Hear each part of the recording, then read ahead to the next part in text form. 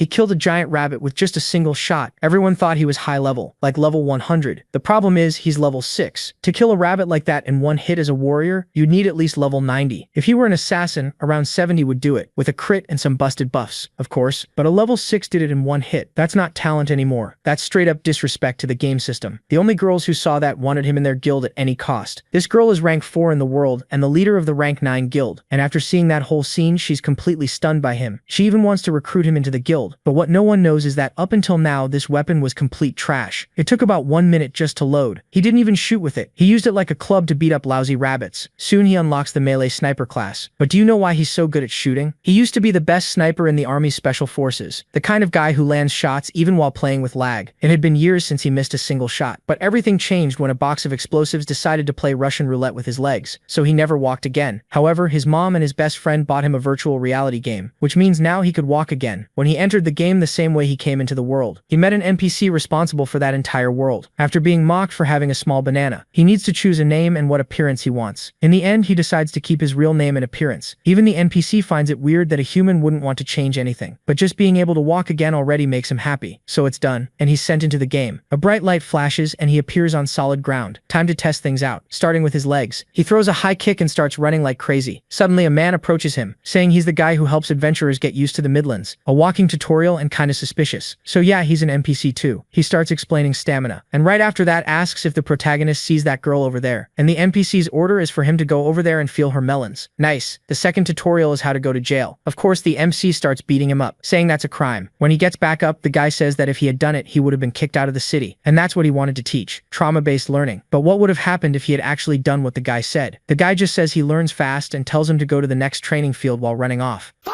The protagonist is testing his legs, running around the city like a maniac. He runs so much he even unlocks a pro runner skill. So now it'll take longer for him to get exhausted. He goes to a training field and grabs a sword to do a quick practice session. An instructor is yelling that in Middle-earth, as long as you still want to live, the god of combat will clear the path. When the protagonist swings for the first time, he realizes his body moved on its own, so he gets that this is combat assist. Thinking that's kinda weird, he decides to swing using his own skill instead. What he didn't expect was to completely destroy the straw dummy in one hit. Everyone's staring, shocked that he can do that at level 1, and the kid ends up gaining another talent. Out of nowhere, the scene cuts back to the redhead from before. She says she's happy to see him again, but the protagonist's like, it's only been a day. A bunch of different weapons appear around him, and it's time to pick a class. He spots a staff that looks pretty interesting and walks over, but before he grabs it, he sees a rifle that instantly grabs his attention. But the one holding it is that demon girl from earlier. He recognizes it. It looks like an M1 Garand, just less advanced. Then she corrects herself. It's an old musket, like from around 1700. All hyped up, he asks to try it out. She hands him gunpowder and ammo. Reloading is super realistic. Powder, ball, everything by hand takes forever. He complains it's heavy and slow, but anyone standing in front of it is gonna eat lead. He fires. The shot curves and the blast throws smoke everywhere. He misses from point-blank range. She asks if he didn't read the description. Muskets have low accuracy. Still, he tries again. He reloads for about a minute, whining about how long it takes and doubting anyone would actually use that thing. She thinks he's doing pretty well for a beginner. He asks about other long-range weapons. She shows him bows, all of them better. Liha complains the options suck. One mistake and you're dead. She explains the weight is there to balance the combat. He asks about turning off the assist system. She just repeats the standard NPC lines. He gets it. The system can't encourage that. He has to figure it out on his own. He decides to test it without assist, more accuracy and range, taking advantage of the high damage. He tries to log out to calibrate his aim, but the system blocks it. You can't leave during class selection. He demands to exit. The NPC says only after you pick a class. He realizes they did that to stop players from looking up the best class. No choice, he decides. He gives up on the musket and goes to grab the magic staff. The moment he touches it, he gets launched into the sky and starts screaming. He wakes up in the real world with his mom calling him. She takes off the headset and asks if he's feeling sick. He says he's fine. She says she turned the game off because she thought he was in pain and wanted to wake him up. Lee Haas says he's fine and asks that next time she use the headset's call button to wake him up. She lets him rest. He remembers his cousin saying he could make money in the game with a good class. Then it hits him. The NPC only lets you log out after choosing a class, but he got forced out. So what happened to his class? He looks it up and finds someone who had the same thing happen. They got a random class. And deleting your character would take 3 to 6 months before you could make a new one. He tries to calm down, telling himself he grabbed the staff before the teleport, so he must be a mage. He logs back in. Class Musketeer. So yeah, he's stuck with that awful weapon. Better than waiting months, so he accepts it and gets new skills. One of them is Bayonet Charge, which he thinks is trash and burns all his mana in one hit. Lying there complaining, he figures at least he can use the bayonet if he misses. An adventurer comes up, another guide NPC, and gives him a quest: hunt rabbits. No choice. He heads out to the field. He watches other players hunting white rabbits. He spots one and lines up his first shot. Breathe, aim, fire. The rabbit ricochets. The smoke blocks his view, but there's no way he missed, right? The rabbit stares at him, pissed he missed badly. He tries to reload while the thing charges him. Too late. Before he can even pour the powder in, he gets kicked. No time to reload, and he could actually die, so he does what he knows: run. After he gets some distance, he thinks about shooting again, looks back. The rabbit is right on him, running insanely fast. It catches up and lands another kick, hitting like a gunshot. Other players comment that if you're getting beat up by rabbits, you should just uninstall. He's already lost half his HP trying to respond. Exhausted, he drops the rifle and yells right in the rabbit's face, then uses the gun like a club and smacks it, sending it flying. The gun isn't only for shooting. Almost passing out, he props himself up with the musket and charges the others. He takes a bunch of kicks but keeps fighting, swinging instead of shooting. The other players are confused, a long-range class fighting in melee. Even so, he finally kills the rabbit, barely. Still in disbelief that he missed that point-blank shot. He knows if killing a rabbit was that hard, monsters with more HP are going to be worse. Another adventurer kills rabbits easily with a sword. Lee Ha feels like the system is straight up screwing his class. He decides he's not losing to this dumb system, and starts testing the realism. He goes home and researches weapons, trajectory, range. He realizes that with assist on, he only gets one shot per minute. He decides using the musket like a club is his best option, until he builds proficiency. Then his mom interrupts. She asks if he's been less sad since the game, and says she should have gotten it for him sooner. He thanks her, tells her to go to sleep, and promises he won't be long. He swears he's going to make money in the game, he can't work outside, and maybe even pay for surgery so he can walk again. Back in the game, adventurers get startled by a gunshot and ask if there are guns in there. They see Lee Ha reloading so slowly it looks like magic. He's proud of the improvement, but they laugh at him. Slow class, he should quit. They say he doesn't even hunt, he just shoots tree stumps. He ignores them and focuses on accuracy. He counts his ammo and goes back to the rabbits. Hidden in a bush, he watches his target. He calculates distance, wind, waits. He fires. The bullet only hits its paw. The rabbit just gets even angrier. Then it turns into a straight-up fistfight. Lee Ha uses the musket like a club. Pissed he can't land a shot. After all the chaos, he finally kills another rabbit. He gets achievements and his stats go up. Levels up and ends up on some low-tier hero ranking. But the musket breaks. It was basically disposable. He gets even more annoyed, realizes the handle wouldn't survive many more hits anyway, while other players watch without understanding what's going on. He beats another rabbit and yells that smacking things is easier than shooting. He levels up and gets praised. His reputation for taking down monsters by pistol whipping them starts spreading. He finishes the mission and gets a backpack. When the NPC offers to repeat it, he instantly refuses. He's had enough rabbits. He counts his money. Still nowhere near the surgery, but it's a start. Walking through town, he meets Madame Lu, a restaurant owner who offers 7 copper for each rabbit meat. She says she needs a lot of meat for the restaurant and asks if he wants to help. Lee Hax gets a new quest: hunt a black-furred rabbit. He notices the number 1. It's the start of a chain. Madame Lu explains it's rare and gives him a rabbit skin pouch to lure it in. If he brings the wrong meat, she'll come at him with a knife. Before heading out, he buys ammo. The seller charges a lot for gunpowder. There are barely any musketeers in town. The class already sucks, and it's still more expensive. The guy suggests unstable powder, but Lee Ha's afraid he'll never make a profit, and beating rabbits up ruins the meat. He pays anyway. He tries to pick up a quest, but the shopkeeper refuses. Nothing for someone who cries over bullets. He leaves complaining he should have just become a mage. Then he realizes quests have prerequisites. The cook only offered 1 after seeing the rabbit meat he'd hunted. Now he has to figure out each NPC's requirements. His stomach growls. There's a hunger system. Below 30% you get penalties. He goes to the tavern to test the food. He asks for bread, but the shop is closing. The game follows real hours. Shops shut after sunset. He runs around to the last place is still open. Everything's expensive. The owner explains. Rabbits are eating all the wheat. He senses a possible quest and tries to bargain. He hunted rabbits for the vice captain. So can he get bread if he solves the problem? She says he's like the 20th adventurer to try that line. They reproduce way too fast, but she changes her tune when he mentions Madame Rue's black rabbit. She asks if it's Angus stronger than the normal ones, and doubts him. Someone dealing with that wouldn't be broke enough to be begging for bread. Lee Ha shows the stinky pouch Rue gave him. She believes him and asks a favor. Gather herbs in the rabbit's territory. It's basically a life or death mission, all for bread and a few coins. She says Angus probably makes the other rabbits more aggressive. He's called Angus the Black. His fur turns black when he gets mad. Lee Ha says he can do the quest, but he's starving and might pass out. A loaf of bread would help. Annie asks if he's just going to eat and disappear. He promises he'll follow through. She hands over the bread but makes it harder. Now there's a time limit. If he fails, he loses friendship with her and the castle NPCs. He agrees and heads out. The negotiation even gives him a new skill: haggling. He ignores it. He has no idea how he's supposed to finish in under 12 hours. A group is recruiting players to hunt black rabbits. He asks to join and, embarrassed to say musketeer, he says long-range shooter. They almost reject him because his gear is trash, but since it's a weak boss, they let him in. Someone else disagrees. If they die, they can't redo the mission. The leader tells Lee Hacken to get lost. At least he finds out it's not the same quest. Alone, he counts his ammo and gets ready. He goes to other shops and convinces NPCs to accept other rabbit parts too, stacking multiple quests together. His haggling level goes up. With 12 hours left, he spends 4 training. After that, exhausted, he reaches level 5. The musket handle is worn down from being used as a club. It could break. With his bag full of items, he hears a scream. He watches from a distance. It's that earlier group in trouble. The archer is already dead, and everyone's wondering if this was really a beginner mission.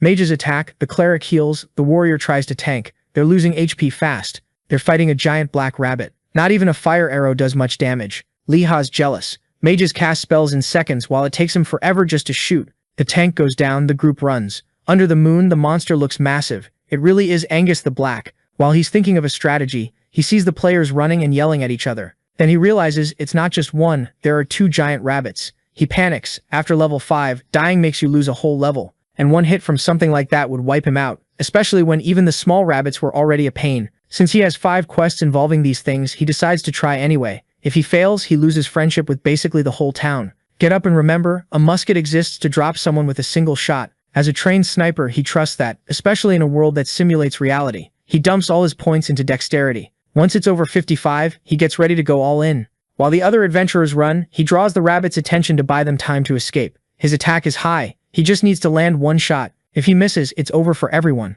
He loads the gun, but 2 players sprint straight toward him, with the rabbit right behind them. He asks why they came back. The red-haired mage yells at him to hurry up and save them, or they're done. They talk so much trash he actually considers shooting them. He takes a deep breath, remembers his training, waits for the moment. The rabbits catch up to the mages, who drop to the ground right in his line of fire. He shoots. The bullet whizzes past the mage's head and nails one rabbit right in the forehead. It drops dead. The cleric keeps running from the second one and falls. No time. Lee Ha grabs the mage and runs, or they'll be next. She's stunned. It was 1 shot. Is he high level? He just wanted time to reload. He didn't expect the cleric to die. He needs to keep his distance until he reloads, but the rabbit finishes off the cleric and comes after them. He thinks it's over, and keeps running anyway. A blue-haired girl appears up ahead, casting magic. The witch tells them to duck. Ice spears shoot out and almost hit Lee Ha, freezing the monster in place. In the chaos, she asks his name. It's to form a party. She wants to pay him back for saving her life. He answers. The party is formed. She makes a fire tornado and throws it at the frozen rabbit. The monster finally dies.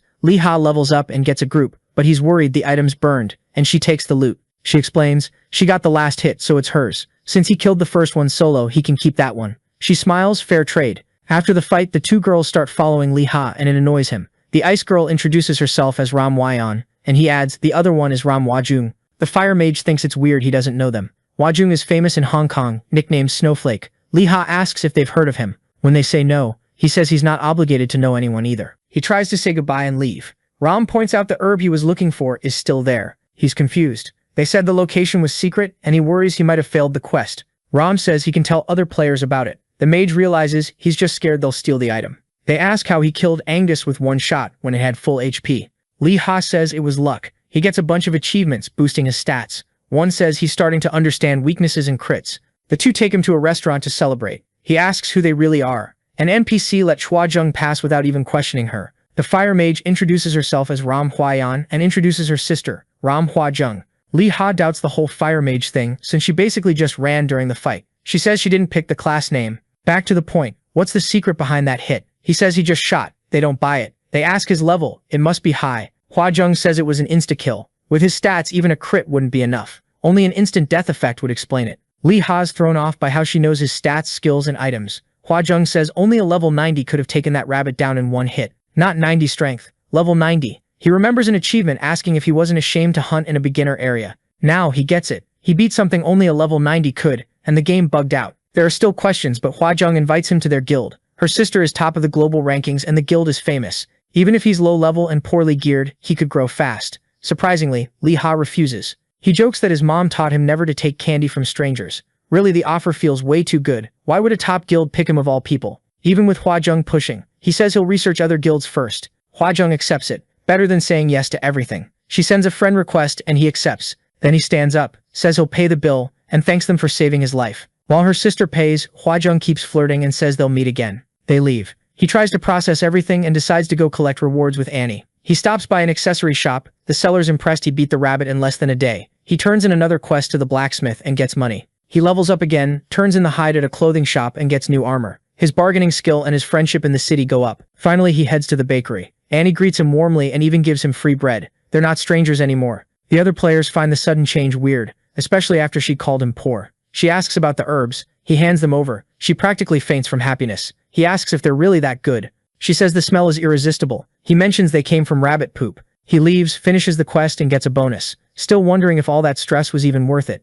At Madame Rue's place, she's already heard rumors about the fight. He realizes that being friends changes how NPCs treat him. He delivers the meat and gets a lunchbox, but she asks him to wait. Then part 2 pops up, defeat the bird of the Mountain of Light, the Sword Eagle, the final boss of the Castle of Light. To unlock it, he needs to be level 10. He's like, why is the reward just food? She answers bluntly. She wants to sell the meat in the capital, influence politicians and make a profit. He's shocked. Corruption in the game. She even gives him extra food because of the rabbits. When he checks the lunchbox, he realizes it gives permanent buffs and it's a rare item, only below epic and unique. He could sell it and make good money, but the tag says it can't be traded. That kills his excitement. Still, he thanks her. It's rare either way. Better stay humble. Life changes fast. Feeling confident, when Madame asks about the eagle, he accepts immediately. He leaves and checks his status. Level 8. He needs 2 more levels, so he goes to grind. Before that, he eats the food he got. It's so good it draws other players' attention. He praises the GMs for the realistic texture. Ready to train, until he realizes he's out of bullets. He curses the GMs and heads to the shop.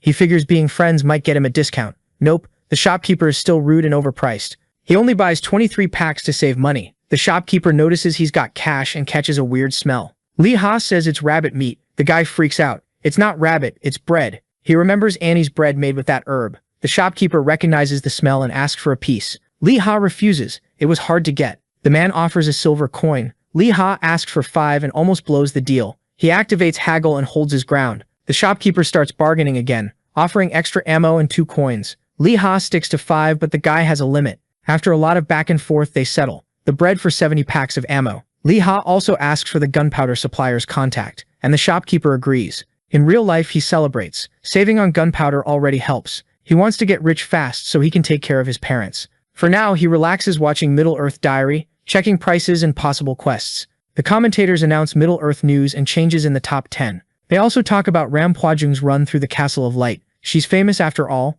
We also find out she's the eldest daughter of the CEO of the Ramlong Group. They ask why she'd be in a starter town. Someone being interviewed says she was looking for a player to recruit. Nobody knows who it was, but they must have been strong. Lee Ha realizes it was him and feels relieved nobody saw his face, until the commentator mentions the player used a firearm. He freezes. He was the only musketeer there and falls out of his chair. To make it worse, they posted a video of him talking with the girls, and you can see his face. The comments say he was pretending to be a newbie just to get their attention. He kind of likes that theory, until people start asking what idiot plays musketeer these days. He thinks joining a guild would help him level up, but it still feels too good to be true. He decides to go back in-game and grind. In the game, he turns in fox pelts, crappy reward, and takes another mission, hunt wolves. He gets a free repair coupon, which is great since his gun stock is damaged. He heads to the plains, where there's even a danger sign. He sits and waits for a party. That way he'd have time to reload, but nobody shows up. He decides to hunt only lone wolves and save ammo until level 10. He crawls through the grass and sees a group fighting. The tank holds aggro, mages attack, healers heal.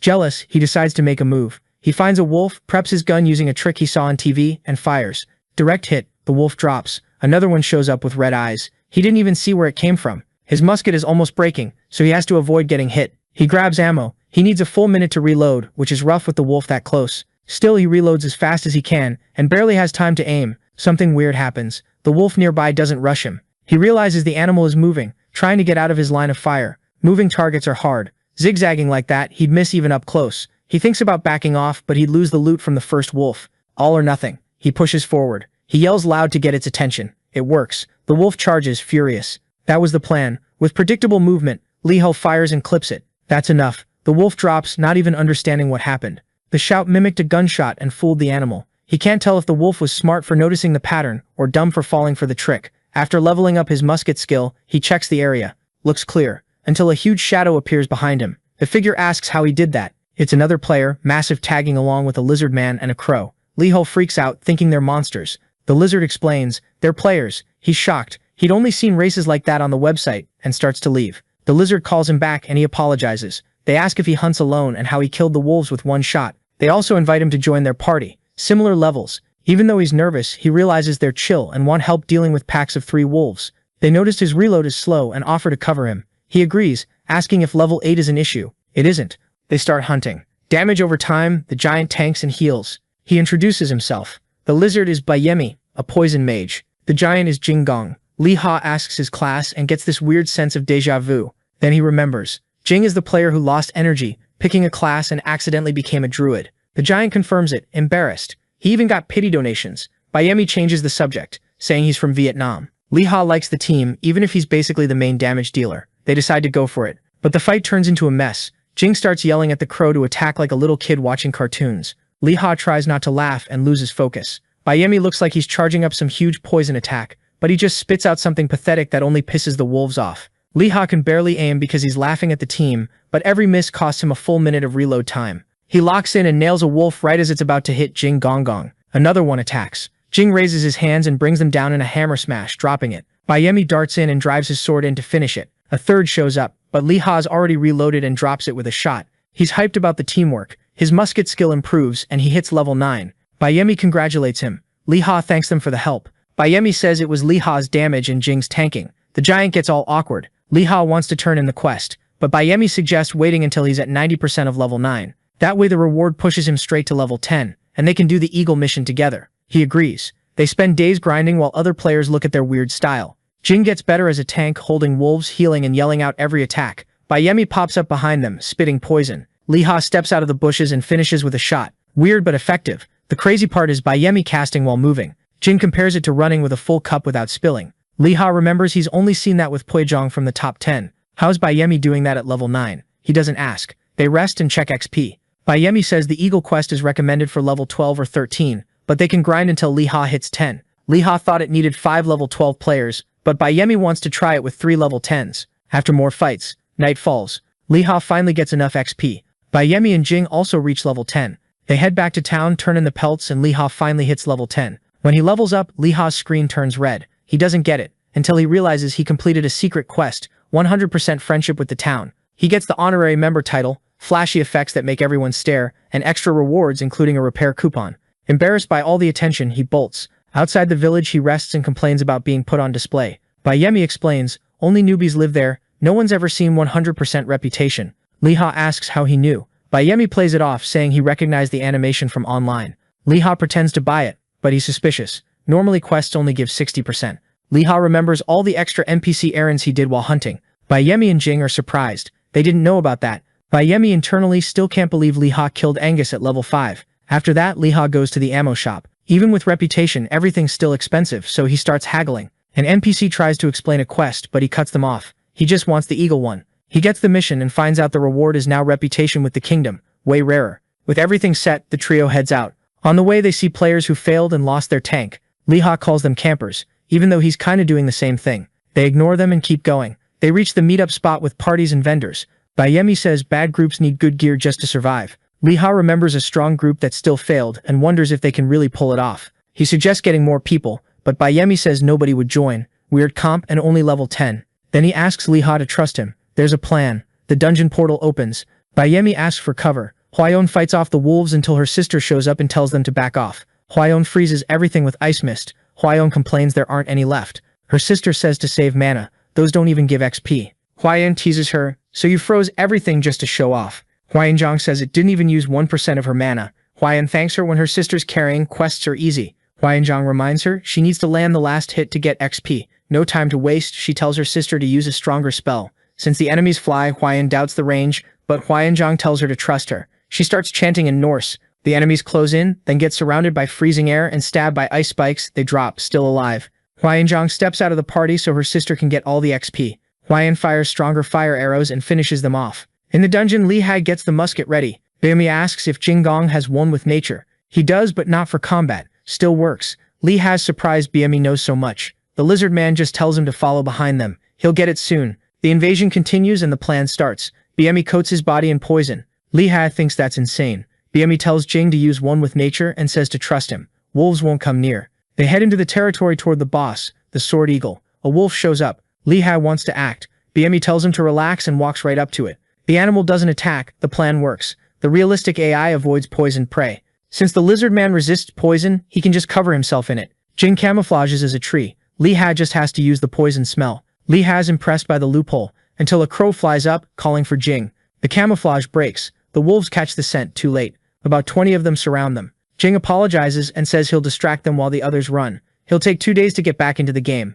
Li Ha refuses to leave his friend. While the others are talking calmly, he takes it seriously and starts thinking of a plan using the AI. He asks for a second. Jing asks what the idea is. If they stall, the wolves will attack. Li Ha gets ready and says they're a team. If they're going down fighting together. Bayemi asks what the plan is. Since the musket only hits one target at a time, Li Ha just reloads, but with 2 packs of gunpowder and no bullet. He tells everyone to cover their ears. He fires massive explosion. The other 2 almost go deaf and complain. Great, now the wolves are definitely coming, but the pack turns and ignores the group. Li Ha tells them to run and says he'll explain later. While they're escaping, he explains he used something different. The wolves follow the smell of the gunpowder. Once they lose them, Bayemi realizes it was a sound and smell distraction. It worked because the game is realistic. Even humans can't handle gunpowder up close. He compliments Li Ha's knowledge and asks if he's played Middle-earth before. Li Ha thinks it's obvious they're literally in the game, but Bayemi changes the subject. Jing asks them to look away so he can summon the crow. They think it's some secret skill, he's just embarrassed.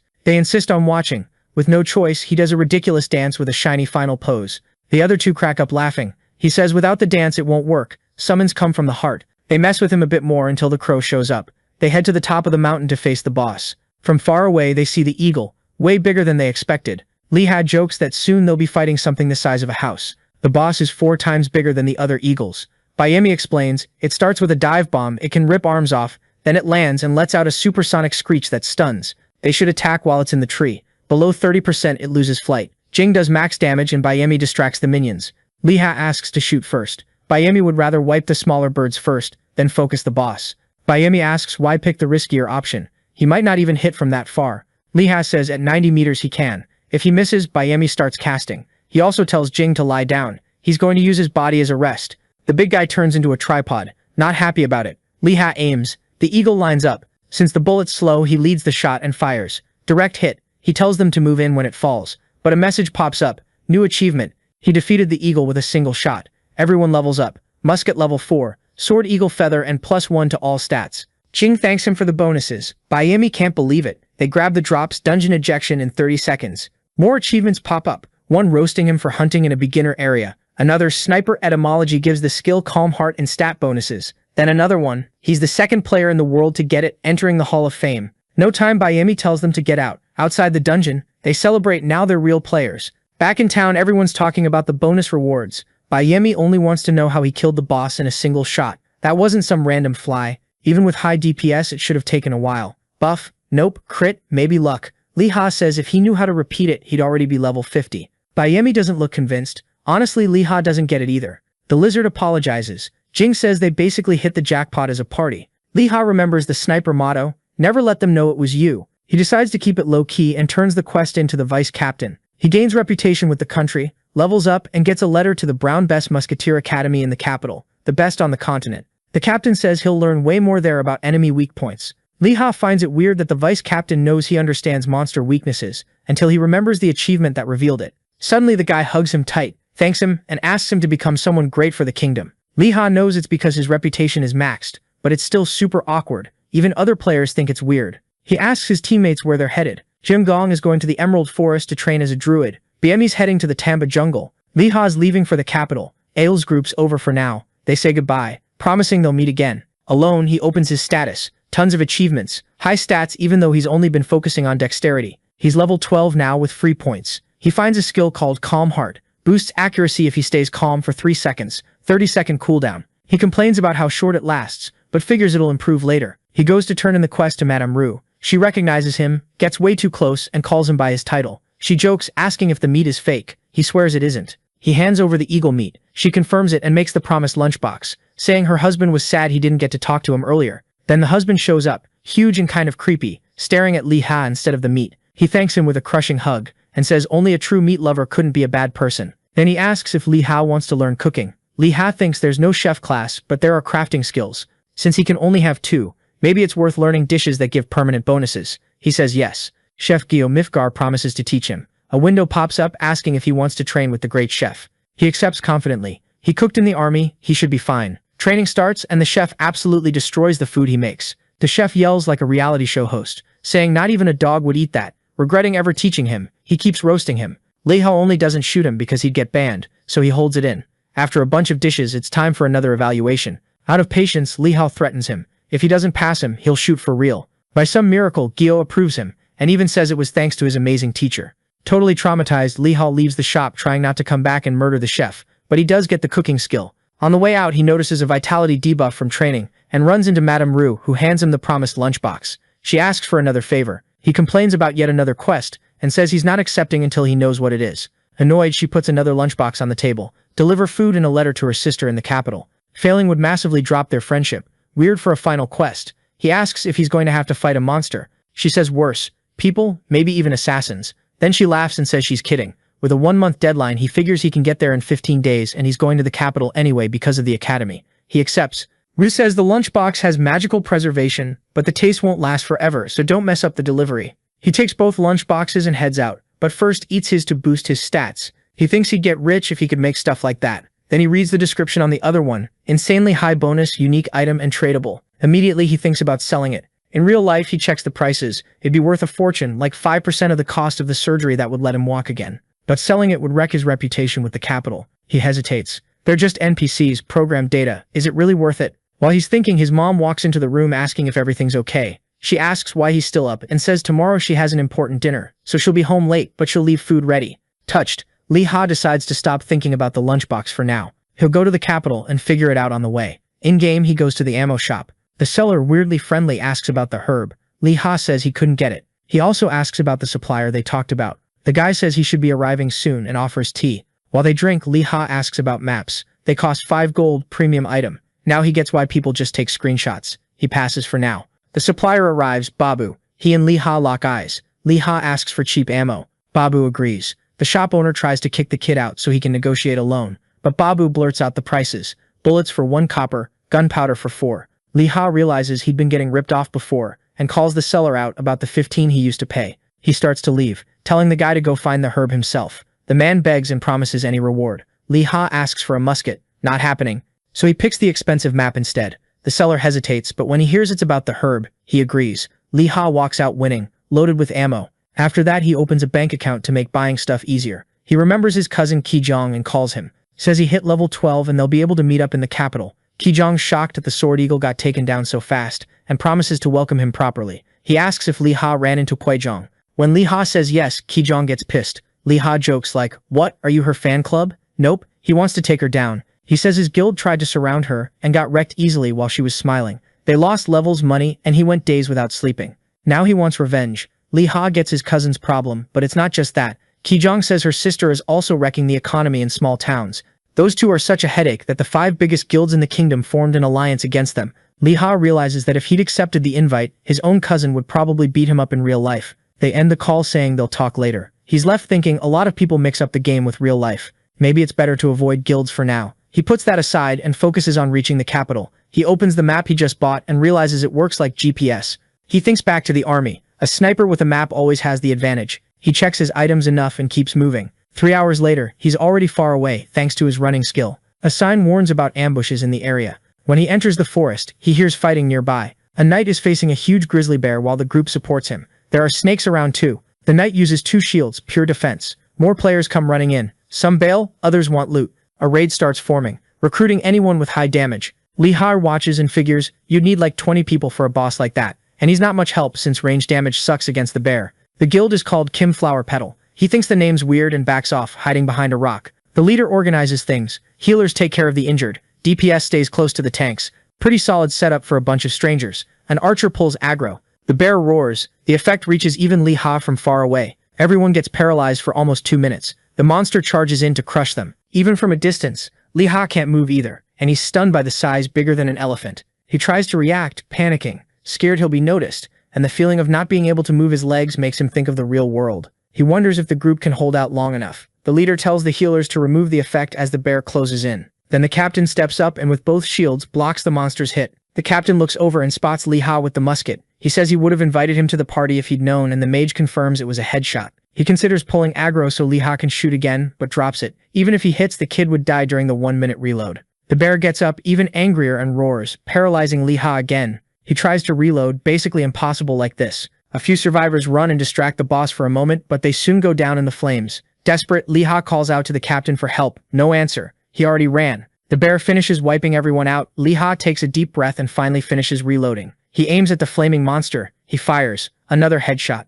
The shot echoes and catches the captain's attention from far away. The group is stunned. 2 shots in a row. They suggest going back to help and split the loot, but the captain refuses. Without his shields, he'd be the first to die. The last player drops. Only Lee Ha is left. Even so, the captain decides to gather reinforcements and come back later. Maybe even steal Lee Ha's loot. Cut to the village. He tells everyone what happened and recruits a bunch of players. Half an hour later, they return to the spot. The forest is wrecked, but the bear is gone. He says the boss must have run off because it was low on HP, and tells them to move carefully. 2 hours searching. Nothing. 3 hours, people start complaining, thinking he made it up. The captain insists. The destruction proves the bear was there. It's just hiding somewhere hurt. The players agree to look a bit longer, but warn him, if they don't find anything, his reputation's done. He starts sweating and wonders if the musketeer really killed the boss alone. Cut to 4 hours earlier. Lee Ha is still fighting. The bear survived the headshot and is even more furious, setting everything around it on fire. The paralysis wears off, and Lee Ha backs up to reposition. He spots the captain's group running away and gets annoyed, but forces himself to refocus.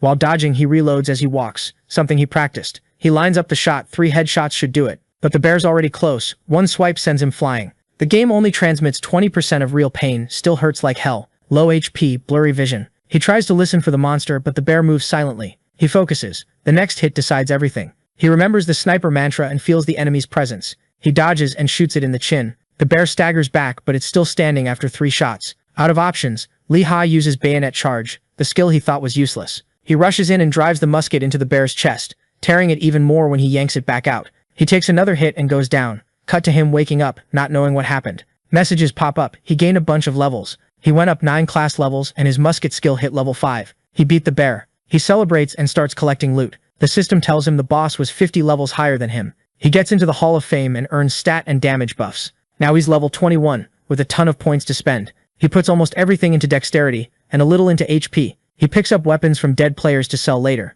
Then he grabs the bear's drops. A full rare fur set, cloak, hood, and boots, with resistance to fear and fire. No weapon, but still an awesome reward. Since the new set is better than anything he had, Lee Ha equips it and gets the resistances and stat bonuses. It fits perfectly, properly geared up now. He keeps moving. Cut to Captain Kim getting absolutely roasted. The clip of him running away went viral. In real life, he's as huge as his avatar, and he even smashes his keyboard in rage. Not knowing Lee Ha killed the bear, he swears he'll hunt down whoever did it. He suspects the protagonist, but thinks there's no way he could have beaten the boss alone. Still, he decides to look into him. Back in the game, Lee Ha keeps going calmly. With fire resistance, maybe he can even tank Huion's magic. He thinks about his cousin and how he might have to face the sisters later. He opens the map. Biami and Jingong are far away, and the sisters went to the Gamsubong kingdom. His stomach growls. He's hungry. He goes bear hunting. Since then, he's hit level 23. He finds one, checks the wind and distance, and shoots, just to graze. Weirdly, the bear doesn't react. The first set stops other bears from attacking him. Second shot, he drops it and collects the loot. At this pace, he'll hit level 30 before the capital. Another bear is watching, a white cub. Way too cute, and it grabs onto his clothes. Lee Ha realizes he might have killed its mother, and feels guilty. He can't shoot it. Instead, he gives it bread. The cub's happy. Honestly, it even looks like it could become a future pet. He tries to leave, but the sad look makes him stop. He sighs, picks the little bear up, and wonders what to do. He calls his cousin Kijin and Ong, and says he'll be late getting to the capital. His cousin tells him to be careful with bears while totally ignoring studying so he can play raids. Lee Ha asks if you can have pets in the game. Kijin thinks he means a horse. He asks about taming wild monsters. His cousin says it's basically impossible without a tamer class. Monsters see humans as enemies. Even so, the cub keeps clinging to him. He asks if he can raise a cub like a baby. Kijin says cubs are rare, and they give the same EXP as adults, so people always kill them first. Lee Ha gets discouraged, says goodbye, and promises to meet his cousin in the capital. He looks at the cub on the ground and sighs. If he leaves it there, some other player will farm it. So he decides to take it with him. Next day, while hunting bears, he reaches level 24. He notices the cub also gains EXP and grows. He keeps collecting drops to sell, until a golden snake shows up, bites his leg and slithers off. Poison 50 damage every 10 seconds for 3 minutes. He survives, but barely has any HP left. The cub finds and kills the snake. Lee Ha hugs the bear, then it immediately starts tearing into the snake like it has zero mercy. After that, it grows way too fast. Before long, it turns into a mount. Next day, The bear is already huge and Li Ha is riding it. Other players attack him a bunch of times thinking it's a monster, so the protagonist has to step in. He realizes he's going to have problems in the capital. When he reaches a town, guards block the entrance because they're scared of the bear. Li Ha tries to explain it's harmless. Then the bear bites a nearby head and everyone runs. With no way to get in, he decides to leave. He hears locals wondering why someone would ride a bear instead of a horse, and that gives him an idea. He asks if it can run fast. The bear takes off instantly. Now the two of them speed toward the capital, avoiding people. 2 days later, they get close to Ailstock. When he sees the castle, he thinks about his lunchbox, the academy, and finally meeting up with his cousin again. Get off the bear and walk so you don't draw attention. But walking slowly doesn't help. Just getting close is enough to make players panic when they see a giant bear. Li Ha tries to explain he's raised the bear since it was a cub, but nobody listens and they tell him to back up toward the walls. NPC guards show up and start getting ready to attack. Annoyed, he warns them anyone who comes near the bear is getting shot. The mages ignore him and throw fire and ice. Li Ha fires to intercept and notices something weird. A mage steps in, raises a holy shield, and activates an anti-magic zone. The bullet and the spells get compressed into a sphere of light and vanish. The flash blinds everyone for a moment. When people can see again, a knight orders Li Ha to lower his weapon. Nobody's allowed to cause trouble in Ailstock. They're holy knights. He says it was a misunderstanding and nobody will be punished. But if Li Ha fires one more shot, there won't be any forgiveness. Li Ha complains they attacked first. The knight agrees, but still, bringing the bear caused chaos. Even so, he's letting it slide. The female mages get a warning. Offensive magic is banned in the capital, but they were trying to protect civilians. The knight disperses the crowd.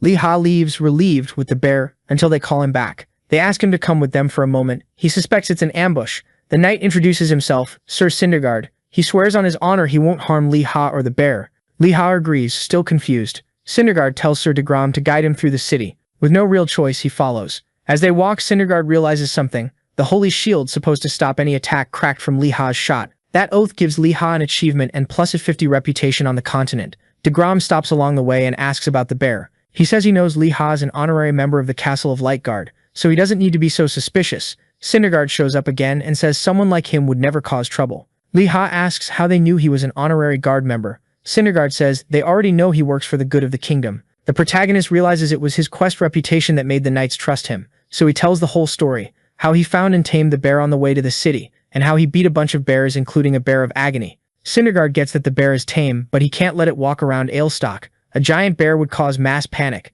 A soldier says bears need to live with other bears, and suggests releasing the cub back into the wild. Li Ha hesitates. You can't really tell a domesticated bear from a wild one, and some player might attack it. Still, with no choice, he agrees to release the bear immediately. The little guy looks confused. Before leaving, DeGrom asks his name.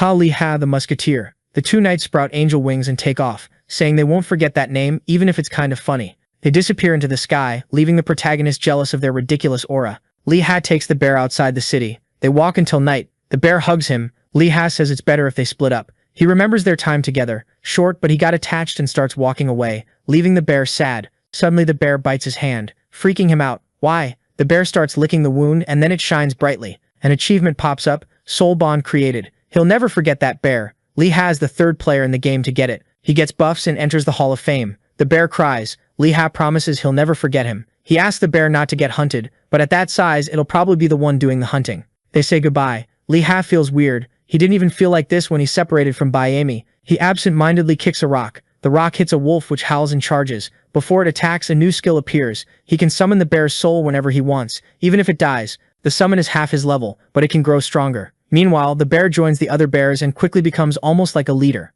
Li Ha heads back to the city and gets there in the morning. Ailstock is packed. He wonders how he's supposed to find his cousin. So he calls him. His cousin explains, the capital is where everyone goes when they've got nothing better to do, so it's always crowded. Li Ha asks where he is. Kijong says he's at the south gate and he's been waiting forever. Li Ha doesn't know where that is, but his cousin tells him not to worry. The gate doesn't have any landmarks anyway. Turns out Kijong was right next to him the whole time. Li Ha gets annoyed and asks why he didn't say anything. Kijong says he just wanted to watch him struggle like a noob. After chewing him out, Li Ha notices something. His cousin is way better geared than he expected. Kijong says it's normal for a high-level player to use that. He looks at the main guy's bear set and asks if he bought it or stole the drop. Li Ha says he's not some bum, he got it by hunting. His cousin doesn't believe he got that strong that fast. Then another player shows up and introduces himself. A red-haired mage, Haiyan. He says he's heard a lot about Li Ha. According to Kijong, Li Ha was a real-life sniper and has huge potential. Kijong gets a little embarrassed. Li Ha feels proud. His cousin's a good guy, he just doesn't show it. Another member shows up and recognizes the set. He praises him. Beating the bear boss at that level is insane. The kid introduces himself as Sosuke. They ask if he's Japanese. He's not. He just based the name on a pretty obvious character. Kijung asks about the boss. Sosuke explains it got famous because of a video of a tank freaking out and running away. It was Captain Kim. Sosuke notices something when he looks at Lee Hei's set, but he doesn't say anything. Then Kijung introduces another player, Tail. He says he called everyone to help Lee Hei's level up. When they ask what level Lee Hei's 25, the whole group freezes. They whisper to Kijung he was supposed to be a newbie. Kijung asks if it's true. Lee Hei's confirms it. He hunted a bit since the last time they met. Haichin does the math. If he killed the Sword Eagle, he should be around level 12. It makes no sense that he jumped more than 10 levels. He asks for Lee Hei's number, saying they're going to be seeing each other a lot. The rest of the group asks for it too. Haichin wraps it up. They've got other stuff to handle, and Kijung calls him the guild master. They say goodbye and open a portal, leaving the cousins alone. Kijung gets jealous. Teleporting beats walking. He tells Lee Hei's to spill everything and promises to buy him a snack. They're at a tavern. Kijung's impressed by his cousin's skill and the fact he took down a field boss. He figures it's possible at his level. High musket damage plus crits on weak points. He talks about the bear raid that went wrong. The group didn't know how to work together, and everything fell apart. He remembers the captain running off and leaving the bear focused on the other players. But that gave Lee Hei's time to aim without becoming the target. So yeah, with the musket's damage and the bear already almost dead, Kijung admits it. His cousin really did kill the boss. He's impressed and remembers an archer in the guild who couldn't hit anything until he turned auto-aim back on. They talk about range, and Kijung's like, if the musket only reaches 40 meters, how did Lee Hei's kill the bear from that far with one shot? Lee Hei's corrects him, it wasn't one shot, it was 3. And he finished it off with a bayonet charge when he ran out of bullets. Kijung doesn't get how the bear was still standing after that. Then Lee Hai drops the bomb. He's been hunting the whole time with no aim assist. Why? To learn how to actually play. With aim assist, your accuracy caps at 50%. Without it, it's all on your real aim. When he says all 3 shots were headshots, Kijung gets mad he didn't say that sooner. Still impressed, he asks if Lee Hai wants to join the guild. Lee Hai says no, not right now. Kijung keeps pushing. His guild is one of the strongest on the server, which is why he introduced Lee Hai to the top guys. The leader's famous, shows up on TV, top 8 in Korea and top 40 worldwide. One spell from him just wipes enemies. Lee Hai isn't impressed. He's already met Waijong, who's rank 9 in the world. He asks what his cousin's rank is. Awkwardly, Kijung admits, top 100 in Korea, Master Templar K. He starts bragging. Lee Hai has to hold himself back from shooting him. Global rank 500 isn't that amazing. In 100 million players, yeah it is. He's 2 levels away from 200, and the level cap is way higher than it looked. Lee Hai's shocked. Kijung says after they eat he'll show him the capital before the academy. Back at the guild, Tail says bye and leaves for a mission, leaving Sasuke and Hien alone. Hien wants to talk privately and asks if anyone's watching. Sasuke uses his eye skills and confirms, nobody. Hien compliments him. Not many people slip past his detection. They look over a photo of Lee Hai. Even with different gear, it's obviously him. Level 25 confirmed. They conclude with hidden stats he's not a newbie. Hien asks if he managed to see his achievements. He didn't. Hien accuses the Ram Witches of using the musketeer against the guild. He's not falling for it. Cornered, Sosuke says he doesn't know if they know Kei and Lee are cousins, or if they're trying to squeeze info out of them. The redhead calls him an idiot. Those were rhetorical questions. What bugs him is not knowing what the witch's next move is. Sosuke says he did manage to see the kid's title. Which one? Fearless. It gives an attack bonus. You only get it by beating a monster 20 levels higher than you. Hien figures the sisters must really trust him. They let him land the final hit, so the Korean player they recruited can only be the gun guy, the only musketeer at that level in the game. He thinks the girls are helping the protagonist. Sosuke says they still can't be sure. Hien insists, a few days ago he was a broke newbie, and now he's level 25 without a single legendary hunt. The gear he was using is rare, no way he got it alone without the sisters' help. Sosuke suggests, maybe he did it solo. Hien slams the table, no chance a level 12 kills a Gonya Oso alone. They hit his stats with an item. He freaks out. Lee Ha isn't smart enough to plan this. It was something set up days ago. Kicking the table, he orders them to raise the bounty for capturing the sisters, and to send Kei to keep an eye on his idiot cousin. Before leaving, he warns Sosuke not to trust Kei too much, and to keep monitoring Lee Ha. That's why they added him. He points a finger, use items to hide your location and keep a low profile. Sosuke just nods while the redhead draws a magic circle. With a forced smile, Hien asks if he looks friendly. Yeah, you do. He stares into his eyes. Terrible liar. Sosuke goes quiet. Hien apologizes and hugs him before they teleport. Sometime later in the city, Kei and Lee Ha are looking at a system screen. Kei comments on the map's insane price, while Lee tries to figure out where they are. They're in an alley. Lee says studying maps is basic sniper stuff. You need to know the terrain. Kei suggests they head to the academy. Lee asks about the quest Kei mentioned earlier, the Holy Grail one. When I hit level 100, I went to Candle Castle to check the quest list, and it wasn't there. Lee thinks it's weird. Kei went back there at that level. Kei dodges it and says nobody would buy that lunchbox anyway. Thinking it over, Lee realizes there isn't even a restaurant with that name in Ailstock. People just eat from the lunchbox. He figures losing affinity won't hurt that much, and he can get it back in Ailstock without going back to Candle Castle. Then he thinks, if he's the first to finish the mission, maybe a branch opens in the capital and changes the map. Kay says they should just eat the lunchbox already. It would give 4 levels, something that would take weeks, maybe months. He keeps going. Leveling high is hard, so just eat it. Time is money. Then he gets an idea. Lee Ha's surprised. Sell the item? While clothes dry on a clothesline, they talk it out. It'd be a waste to just eat it, and it also makes no sense to hoard food. Thinking about his mom, Lee Ha considers it. Selling it could pay for her surgery and help at home. Kay suggests talking to the guild leader to find a buyer. Lee Ha smiles and decides to go with him. What could go wrong? Kay starts his salesman pitch, saying he's already decided. Lee Ha says he'll think about it. Kay gets annoyed. He thought Lee said it was fine.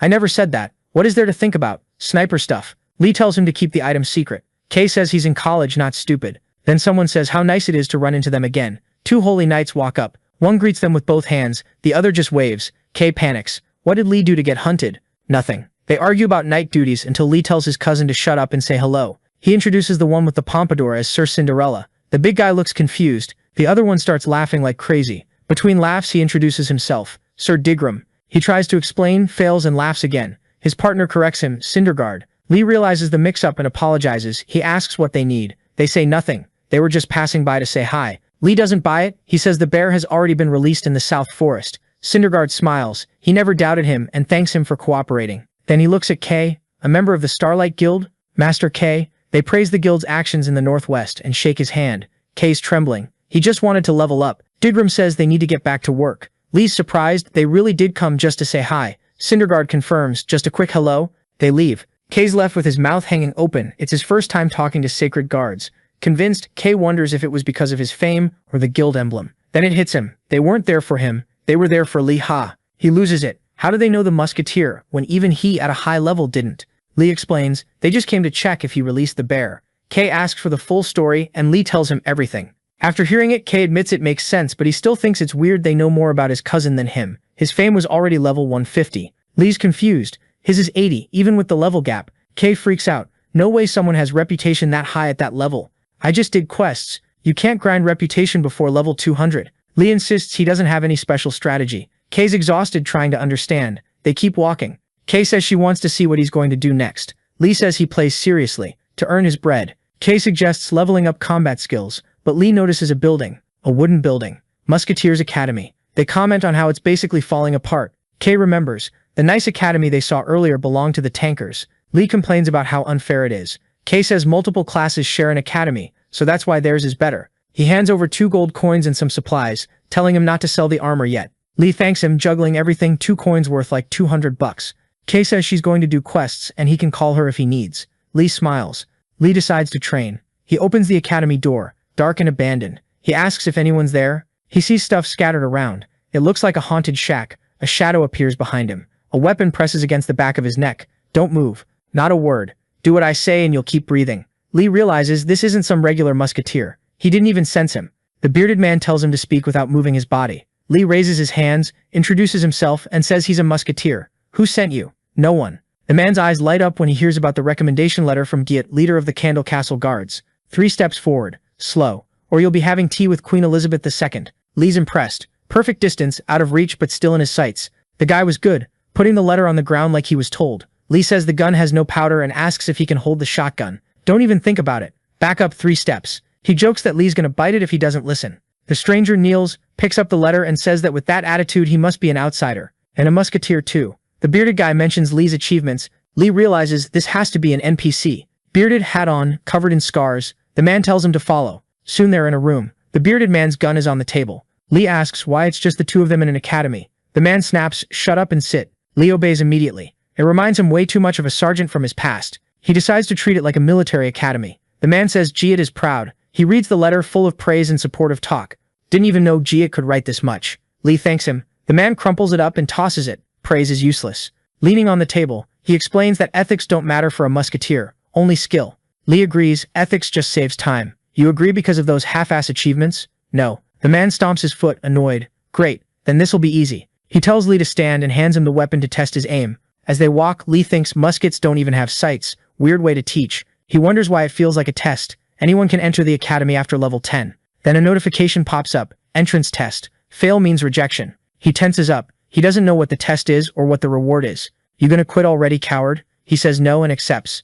In the training field, there are targets and straw dummies. He gets excited. It's weird. You can train up to level 200, but you can get rejected now. Still, it makes sense. A bad sniper puts the whole team at risk. He figures it's training to teach flexibility, not cracking under pressure. Holding the weapon properly, Lee thinks about restarting the quest, but drops it. He's not quitting. Determined, he faces the field. The bearded man laughs, his nervous face is hilarious, and warns him if he fails, he'll never set foot there again. The wind blows. Lee estimates about 40 meters to the target, a normal distance for him. The evaluator offers 3 tests: speed, accuracy, or penetration. Fail, and it's over. He can ask for help beforehand. Lee thinks speed and accuracy are obvious, but he doesn't get penetration. He chooses accuracy, his strong suit. The bearded man grins. This is gonna be fun. Lee raises his hand. How many people have passed? The man looks confused. Only 2. Lee's shocked with the game's assists. Only 2. And how many tried? The man adjusts his hat. I don't remember cowards and incompetence, but more than 1,000. Lee gets even more tense. 10 million players and only 2 passed?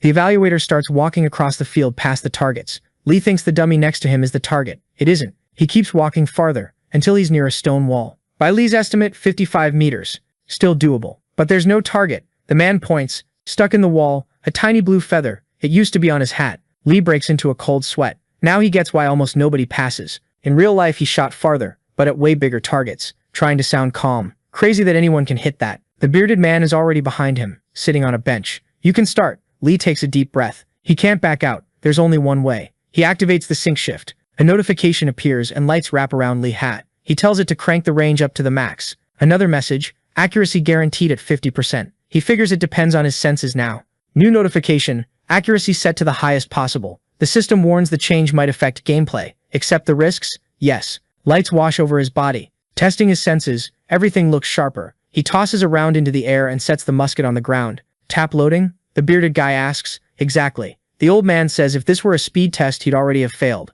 Lee takes his shooting stance. 55 meters to a tiny target. You can barely even see the feather. He calms down. He can do it. He imagines it's a target 250 meters away. The evaluator watches. The kid's focused and gutsy. Lee locks in his aim. The feather gets clearer and clearer. Clear mind. The world around him disappears. Only the target matters. His finger squeezes the trigger. The shot rips through the air. The wind bursts around him. Lee holds his breath. He hit it. The bullet pins the feather and even chips the wall behind it. He celebrates inside. The evaluator's surprised. Nice shot. Lee's shocked the guy can see that far. He can barely see it himself. You're not gonna check. No time. The old man adjusts his hat, smiling even while calling him annoying. Notifications pop up. He passed the test. One of the top 3. Lots of bonuses, plus 40 reputation and a ton of agility. He's pumped, finally getting why the reward was secret. Quit dancing around and get in here already, the grump says. Lee runs in, excited. After that, the man pours an orange drink into a silver cup. You happy? Very. The man browless says the skill explains why he's so irritating.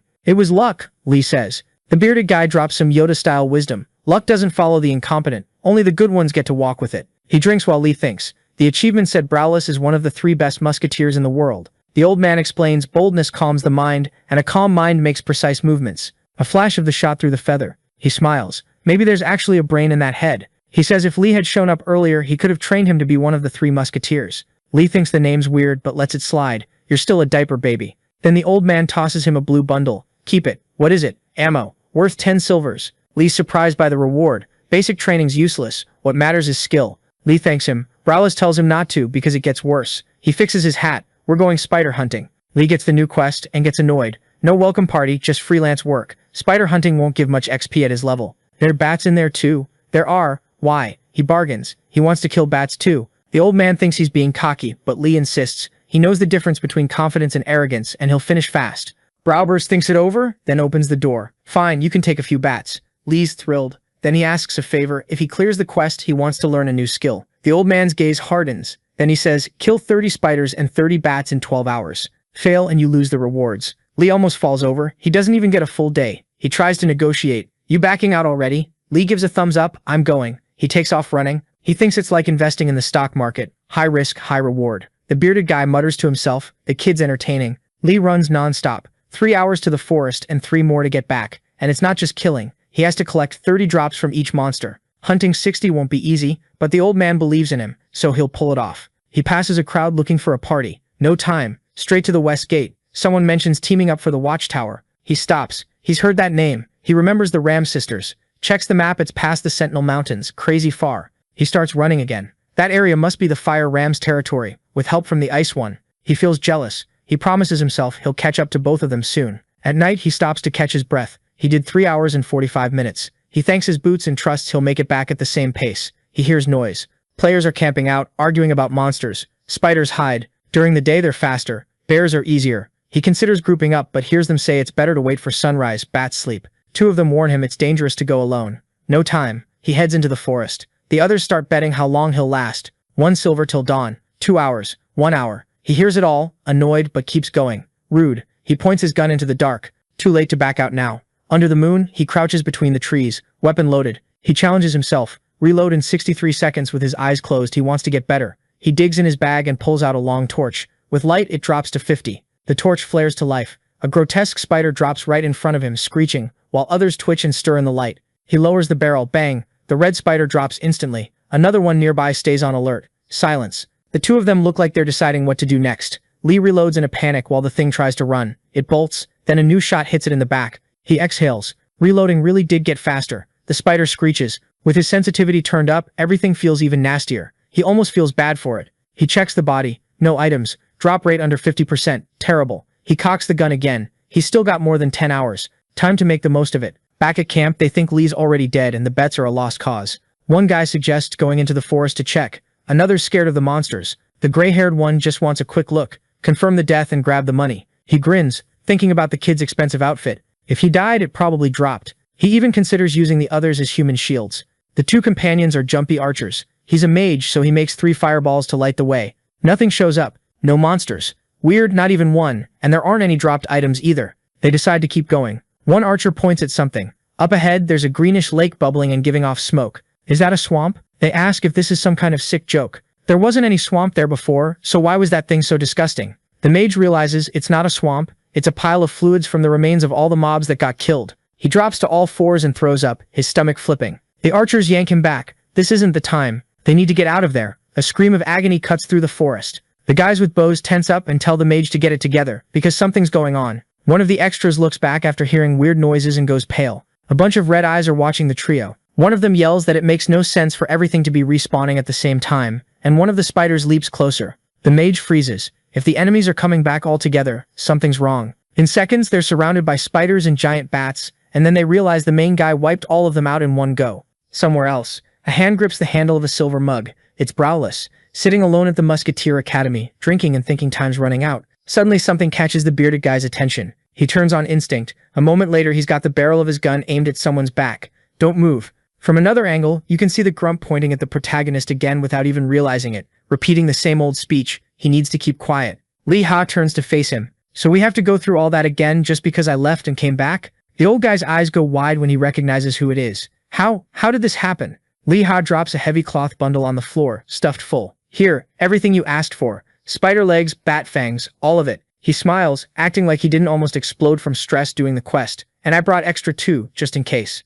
The older guy opens it, checks, and just stares. You came back? Lee Ha frowns, kind of offended by the lack of faith. The head musketeer starts doing math in his head like that Nazare meme, trying to figure out how someone hunted more than 500 mobs in that time. He looks at the newbie's clueless face and thinks, no way. For that he would have had to shoot over 500 times without even breathing. Trying to hide his mental breakdown, he just mutters, impressive. A system notification pops up. Lee Ha reads it, quest complete. And he even got a bonus for doing more than required. That just makes it even crazier. The older guy grumbles that he doesn't know how many bullets got used, but at least it was good practice. Then he tosses Lee a silver coin. Another notification comes with it, a new skill. Excited, Lee Ha opens the message and starts reading. Now he can reload weapons with a 30-second reduction. The effect lasts 5 minutes and can be used every 6 hours. He closes the window and immediately goes, so what's the next task? The boss clears his throat. Before that, we need to talk about something. Like it's no big deal. He asks, how did you manage to hunt and bring all this back? Lee Ha blinks, not getting why that's even a question. The old guy breaks into a cold sweat.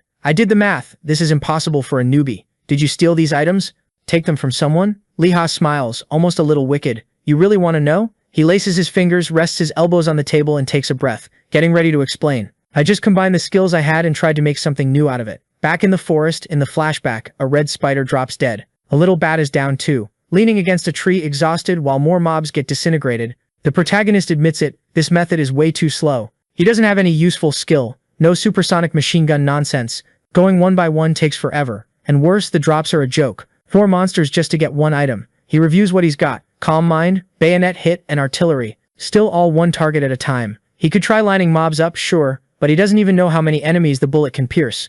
What he needs is simple, an AoE attack, and there has to be some clever way to get out of this mess. He realizes he's in a clearing where 5 paths cross, perfect for something with splash damage. He thinks of his Ice Witch friend and feels that little sting of jealousy. Mages probably have a bunch of attacks like that. A musketeer? At least at his level, nothing. But there was one cool thing back then. He remembers the Eagle quest, the gunpowder smoke. It wasn't a skill, but it worked. It even made wolves run off. He thinks when you don't have a skill, you make one. With this almost villain smile Maisa style, he decides to try it at least once. He starts prepping something with his hands, scanning around. Should work. And he makes a point of checking. No other players nearby. In his red cape he positions himself near a cut tree trunk and rests his weapon on it, like he's about to kick off some ridiculous master plan. He exhales and stomps hard on the grass, uses that as momentum and launches forward. Target a huge red spider, all mandibles. I'll start with you. A sharp leg rises, ready to slice. Lee Hack tracks the movement, steady. The spider swings, and he slides under the strike on his knees at the last second. He pops up in a jump and snaps into a spin,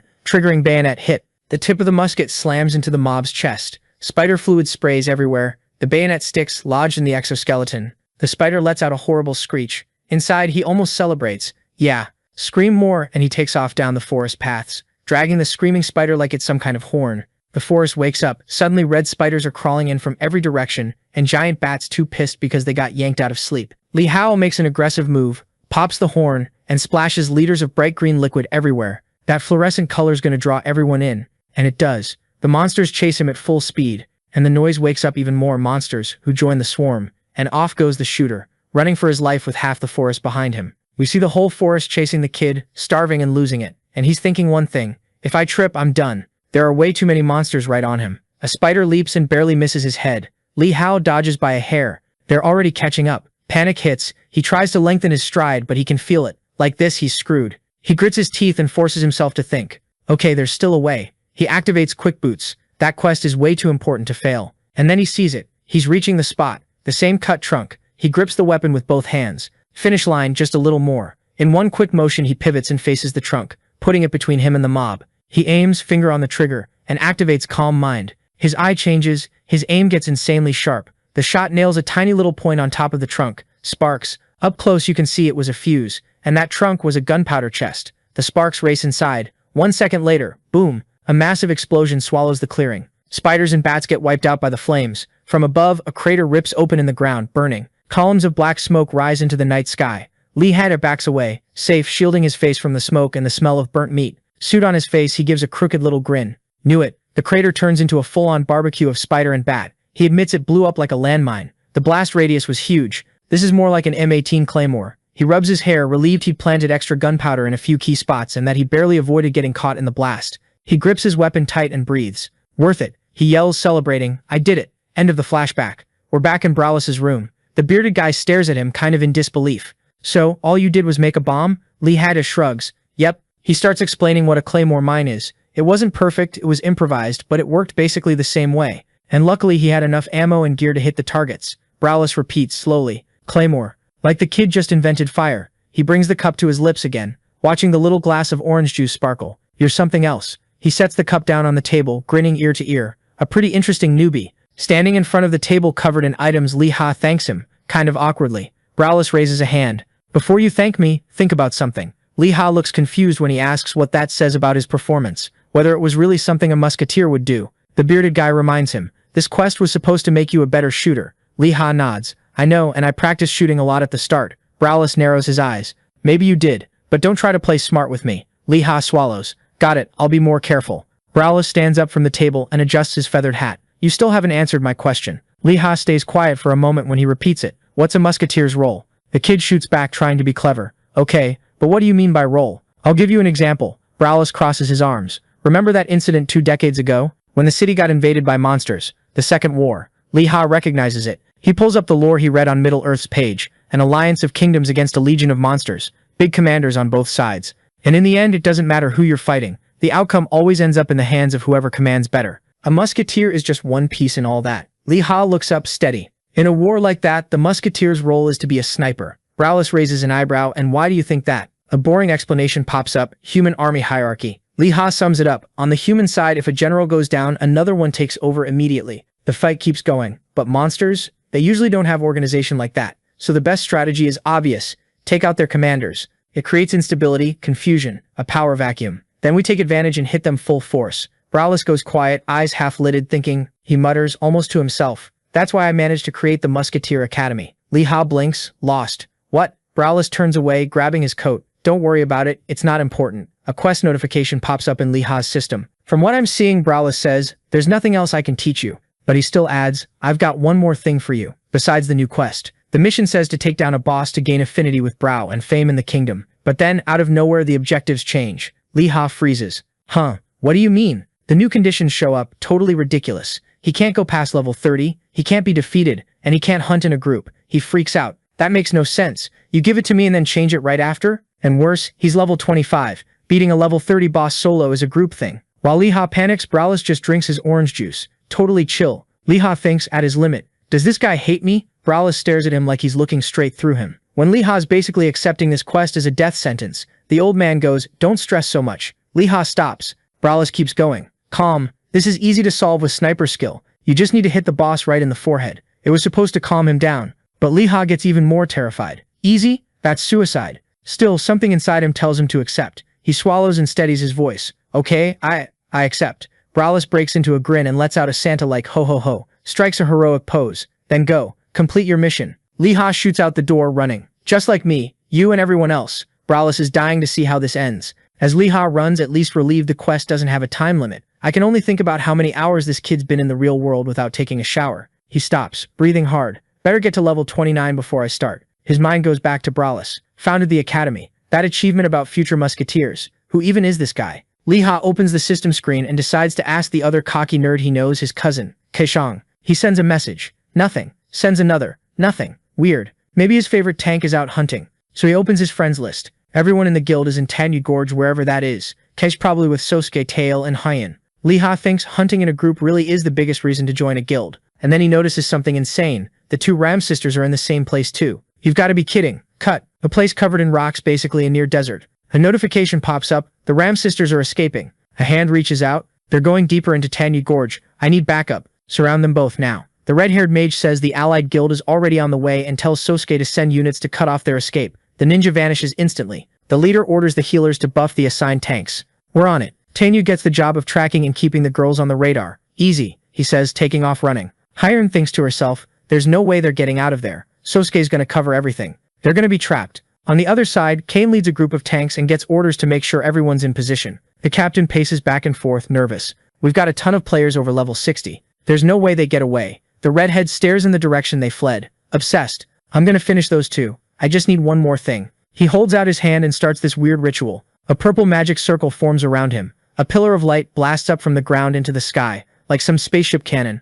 Kim Hong yells, this'll block teleporting. Now they can't escape. But on the other side, a woman's hand rises. Another spell gets chanted. Blue hair. Zero fear. Attack. Kami charges toward a bright glow, and in the next moment, that glow turns into a swarm of razor-sharp ice needles, flying straight into the squad. A bunch of the extras get hit and start screaming that it hurts like hell, because no armor saves you from a mage. Kim Hong raises his huge shield and catches a massive ice spike, dropping to one knee behind it at the last second. In the freezing mist, Huijing's silhouette appears, ready to throw more. Kami grins, confident. It's been a while since the last time we saw each other. The Ice Ram's sister appears in full, face-to-face with the tank everyone loves. The Knight's leader says the enemies are 70 meters out, and tells the tanks to keep their distance. Huijing, meanwhile, activates an ice spear spell and rains spears down on all of them. The Knight orders the group into a defensive formation and tells them to hold off the attacks as long as possible. Problem is, the magic barrage won't let a single knight push forward. But then, suddenly, all the ice blows up into fire magic. The Knight's leader is still trying to figure out what's going on, but Huijing shows up, making it obvious who cast it. He gets pissed because they've already taken a lot of losses, but he tells the formation to go back to normal and warns everyone to avoid taking damage, all while saying it's fine because they suffered but managed to corner them. Still, the guy doesn't let his guard down because, looks aside, the blue-haired one is rank 9 in the world. He runs in knowing she's unpredictable, but right when it looks like they've got it, an ice wall seals off the passage. Seeing that, the knight loses it and yells that he's not going to be stopped by that, so he starts smashing the wall and tells the others to help too. He even admits the girl's strong for pulling that off while running. Even so, he manages to break it because he's strong too. But the moment it shatters, the blue-haired girl is already there, waiting for him to come through. He doesn't get why she isn't running, but she starts chanting, and in a second, a cut appears on the guy's cheek. Everyone drops with multiple cuts, and he realizes his health bar is going down. Then he sees they're getting shredded by the little ice shards from the wall they broke, and having to admit again that she's amazing just makes him even more annoyed. From the hero's point of view, he complains that Kijang still hasn't shown any sign of life, but Lipa thinks he might be worrying for nothing. Still, he also thinks there's a chance his friends are fighting right now, and since he couldn't reach anyone, he's scared something bad might happen. At that same moment, in Tiwi Canyon, the two girls finally stop in a dead end, so someone says they can finally talk, and asks why the two of them keep running. The guy remembers the redhead sent a bunch of donations to Dale Castle, but Lipa thinks there's no reason to be so worried about some tiny castle. But the guy replies that if he were her, he'd be more careful with his words. Being the second biggest investor doesn't matter, because you won't get anything like the last one. Her putting that much money in there hurts the poorer people. Lipa thinks his Shifolta Canyons have content war money too. Anyway, the guy says again that it's unfair for them to use real-life money, instead of in-game money to get advantages in there. He thinks the two of them are show-offs, but Lipa thinks he's not getting it, because she sees it as an investment. Getting straight to the point, the redhead asks them to pay a fair price for the castle rights, but the girl refuses just to see what happens. So the redhead reminds them that in a game this realistic, people can do things way worse than just killing, and that seriously grosses both of them out. The girls don't want to play around anymore and get into formation, so the redhead's underlings move up in front of him. He's scared to death hiding behind the shields, and also embarrassed because he thought the blue-haired one was about to cast something. Wepa thinks says the 10 people sent to the escape route were defeated. The redhead doesn't think that's possible, because Wepa think's been standing there the whole time. Anyway, the blue-haired girl says there are only 44 people left. The redhead girl says that's less than she expected from the Koreans, but the redhead guy doesn't believe it. Either way, Hoyeon casts a fire spell called Fire Arrow, and shoots a bunch of them up into the sky. The redhead wonders why she did that. He already blocked teleportation, so nobody should be able to come. Sasuke's group was also guarding the other route, so he figures there's no way anyone can beat a level 200 black ninja. The guy says again that the girls should just accept the offer, but he also thinks it'd be good to make them feel what he's planning to do to them. So he tells his men to get ready to cast, but then he feels a chill that freezes him in place and makes him drop to his knees. The Shield Knight yells that it's a negative status effect. The healers get called over, but they can't do anything. Hwajeong wasn't supposed to be able to do that, but there were more people up on the cliff. And not just a few either. It looked like a whole army. The guy recognizes the flag at the top as the Golden Dragon Guilds, but he doesn't get why they're there. Hwajeong's guild and Golden Dragon had fought before, but apparently the 3 Chinese guilds decided to work together. In both numbers and strength, Golden Dragon is the strongest in Asia, and with like 300 men up there, the redhead knows they're screwed. Then the martial artist from that guild greets the Koreans. It's Pei-woo, the world's 4th-ranked player. Right away the redhead goes pale with fear. All his teammates start whispering too. Looks like the fire arrows were a rescue signal, and while Hwajeong came in with money, Pei-woo showed up with power. But since both sides have something to gain, you could call it an alliance. The redhead has to think fast so he doesn't ruin everything. He asks Pei-woo what he's doing there, looking all dumb. But the martial artist says he's there to protect the 2 girls. The redhead asks what their relationship is, but Hwajeong says it doesn't matter, and gives him the option to run now and not start another fight over the castle. She says she'll let everything go, but if they try some cowardly threat like that again, they're gonna get smacked around. Hwajeong isn't stupid. He knows her backing off like that is going to look good to the public. But Pei-woo asks if the guy is really thinking it's worth being his enemy, because if he is, they'll use everything they've got to shred the Baidko guild into pieces. The redhead girl and the martial artist even find the idea funny. Saying it out loud affects Hwajeong's allies. Pei-woo puts the guy in a tough spot to answer, so he swallows his anger and is about to accept the offer. But then, out of nowhere, someone makes a huge noise when they get eliminated. Everyone looks up toward where it came from. It's a death announcement, but the red light isn't normal. Hwajeong thinks it's another one of the redhead girl's schemes, but from the look on her face he realizes she has no idea what's going on. Pei-woo tells the girls to pay attention. He tries to explain to Hwajeong that he is there, but since she doesn't really get it, she asks if he means the berserker. The berserker Agronmi Igor is the 3rd strongest ranker. He'd been thinking it was weird not running into anyone in the places he'd been hunting, but now it made sense. Anyway, in his beast form he uses a skill called Great Cross. Down below, Pei-woo gets worried because they couldn't stop the transformation. But since this twist is good for Hwajeong, he doesn't waste time and orders all his teammates to attack together, because they're going to kill the girls and then run away. Again, the hero gets upset because his message didn't get a reply. He wanted to ask about the brown bess but figures it's better to see if the NPCs can help. Leia heads to a tavern, thinking the NPCs there might have some info, and the moment he walks in, they really are gossiping about the insanity going down in Tiwi. They talk about all the rankers fighting, how 200 people died, and how a bunch of guilds are involved. Since they kept getting in Igor's way while he was trying to level up, he went after the golden dragons, and the Koreans got caught in the middle. Luckily, the hero sees Kijong is still logged in, but he's really worried. The problem is, right after that, Sasuke logs off, and out of nowhere, a bunch of others log off too. So the hero decides he should log off as well and ask in person. When he steps out of his VR platform, he calls his friend and asks if he's okay. Kijong apologizes for not replying, but the hero wants to know what happened in the fight. So his friend says the world rankers are insanely strong on a scary level. He also says the protagonist needs to focus on leveling up if he doesn't want to get hurt. Then he says he's going to do that and hangs up. But that weird behavior just makes Lee even more curious. He goes to watch a video on a forum, and that death animation pops up right when the berserker showed up to fight. That crimson light appeared right before the players died, and Igor absorbed it with his power. It left everyone shocked, and he charged in bloodthirsty before they could even run. Still, Pei Wu managed to save at least 2 of them, so the 2 rankers ended up face to face.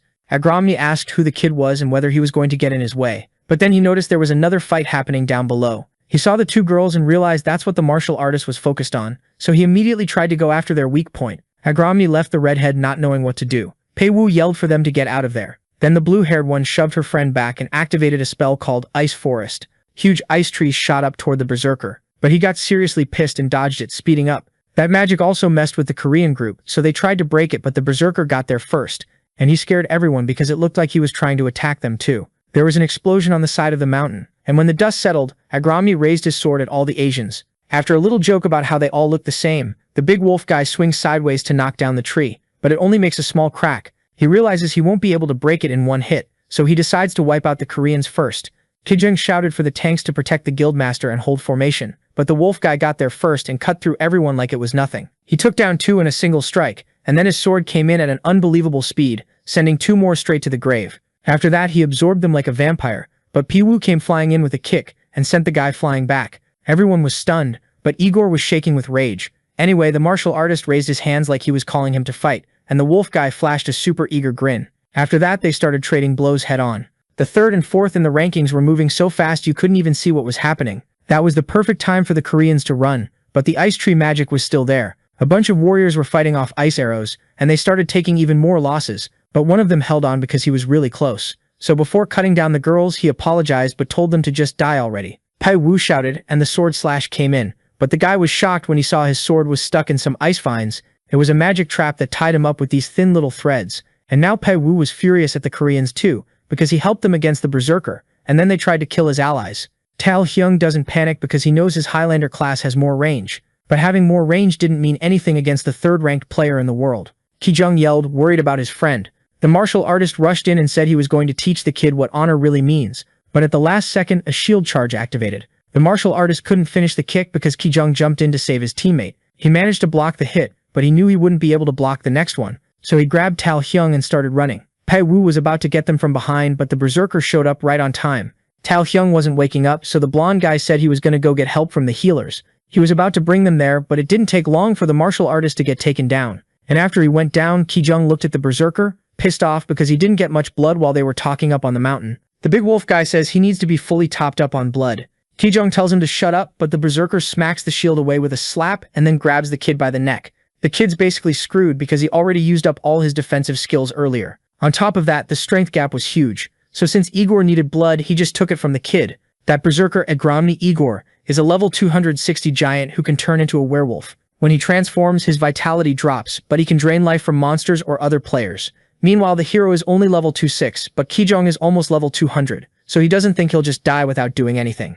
Kijong was the one who introduced the game to the protagonist when he was depressed about not being able to walk. He's a solid friend, so seeing him get killed that brutally makes the hero want revenge on Igor. Liha thinks he's about to grind levels like crazy now, because that's the only way he'll ever be able to go after that psycho. So, back on the platform, he's hoping Igor's ready for what's coming. Back to the fight in the ice forest. People are screaming in fear. The redhead is trying to find Pei Wu and complains that all of this is happening because of the berserker. Pei Wu had a chance in a one-on-one, so backing off was the best move. Hyeon asked to leave, but her friend started casting an ice crystal spell. She didn't even pay her any attention, but then she apologized and also told her friend to die. As hard as that is, she agrees, as long as her teammate promises she'll wipe all of them out. That makes the blue-haired girl feel calmer about going through with it. The werewolf hears the noise behind him and immediately gets hyped to fight. The problem is, the blue-haired girl is basically done with the casting. Hyeon knows that if that magic goes off, everyone's going to die, but the redhead says it's already too late. So Hyeon releases the power and it spreads through the air, freezing and killing all the players like it's nothing. And since she can't control it, it reaches the redhead too, who says she'll be back in 48 hours, then disappears. In Ailstock shopping district, the hero made 4 gold selling the items he picked up the other day. The musket costs 3 gold, so he figures he'll keep leveling with the weapon he already has. Then suddenly someone calls out to him smiling, asking if he knows him. The protagonist says he doesn't, but the guy shows 2 shields which makes Lijha remember the warrior who used those at the bear hunting grounds. Not even pretending anymore, the guy accuses Lijha because of his gear of taking the items that dropped from the players. The hero says he has no idea what he's talking about, and the guy yells that he's been looking everywhere for him and finally found him. Still, Lijha remembers how the guy asked to join the party, but when it was Lijha's turn to ask for help, they straight up ignored him. While the shield guy was running off with the survivors, the hero fought the bear and his gear was proof of that. Lijha says the guy needs proof to accuse him. So the guy admits the kid beat the bear, but tells him to give back the players' items. The hero says he doesn't even know where they are, and the guy snaps, pissed, that when a veteran asks, a noob obeys. So Lijha loses patience and tells him to stop being so damn annoying. Because he got called out, the guy yells that the hero doesn't know the power of his guild. But Lijha doesn't care, and says if he keeps messing with him, he'll call the Holy Knights. They're not actually his friends, but getting them to come over there wouldn't be that hard.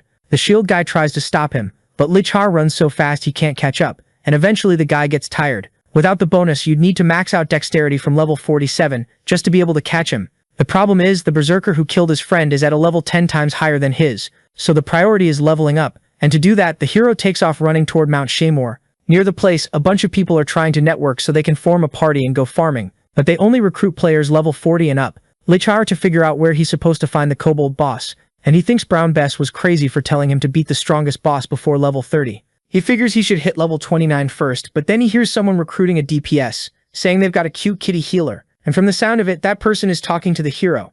A huge guy shows up and says, judging by his weapon, the protagonist is a ranged DPS. He asks what level the kid is to join the group, so Lijha lies and says he's 41, which is perfect. So Lijha realizes this guy is the tank, but he gets straight to the point and asks about the cute kitty healer. The guy calls Hana-chan out from the crowd and she comes over, introducing herself in an adorable way. Lijha thinks it's cool that she's a nun-type class and she seems polite, and then the tank jokes like, see, I wasn't lying.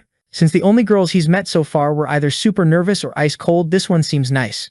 Anyway, the tank introduces himself as Matsuhige. He's level 42 and she's level 40. Then the musketeer introduces himself, they form the party and head out right away toward the peak without wasting time. In the bushes, all of a sudden Matsuhige tells everyone to stop. He says that at 10 o'clock there are 2 kobold workers up ahead, so they decide it's better to go around them. But Lijha wants XP instead of playing it safe, so he asks if none of them know how musketeers fight, and he asks if it wouldn't be better to practice teamwork before climbing the mountain. The problem is it takes too long for him to explain, so he just lies down and says he can shoot from about 50 meters away. Unfortunately, the gun's range is shorter than a bow's, but saying that would be kinda rude, so Matsuhige apologizes. That's one of the reasons musketeers aren't very popular. The tank says he'll carry the group, but the hero doesn't get mad about being underestimated, he just pulls the trigger, shocking everyone. He apologizes because the shot was insanely loud, but Matsuhige doesn't care, and asks the nun if she's ever seen anything like that. The protagonist straight up killed a kobold worker with a single shot, so Matsuhige asks if the kid is really level 41. He basically catches him in the lie,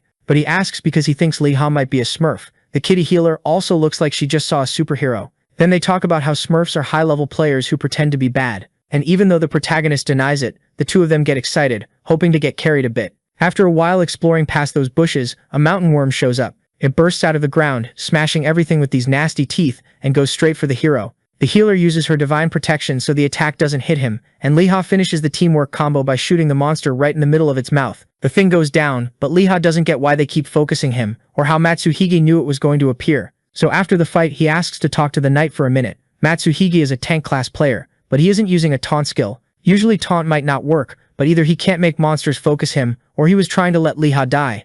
Matsuhige yells that he's not that kind of guy, so the protagonist asks why he didn't use his skills. Turns out the kid doesn't have many class skills. Knights aren't pure tanks, so they don't have taunt. He only has one called strike, which can sometimes grab aggro, but Matsuhige has one that lets him take damage in place of a teammate, called cavalry. The problem is that skill only protects women, because of the knight's code, so the only useful skill is strike, and the hero says he'll do what he can, but at least now he doesn't have to feel bad about taking a while to reload. After walking a bit farther, the group reaches a huge tribe like at least 100 houses. They say the bigger the group, the easier it is for them to fall apart once they lose their leader. Inside the cave there's an old mine that works like a storage area and a nursery. It's a great place to hunt, but a terrible place to shoot. There are enemies everywhere, so the protagonist thinks it's best to look around for a good vantage point, and he takes off running because it's hunting time. Matsugi starts off by slashing one of them with his sword and immediately goes in to finish the second. When he takes the second one down, two of them jump over him aiming for his head, but the healer casts a protection spell that boosts the knight's shield. So he manages to knock both of them back and yells for the hero to shoot the one on the right.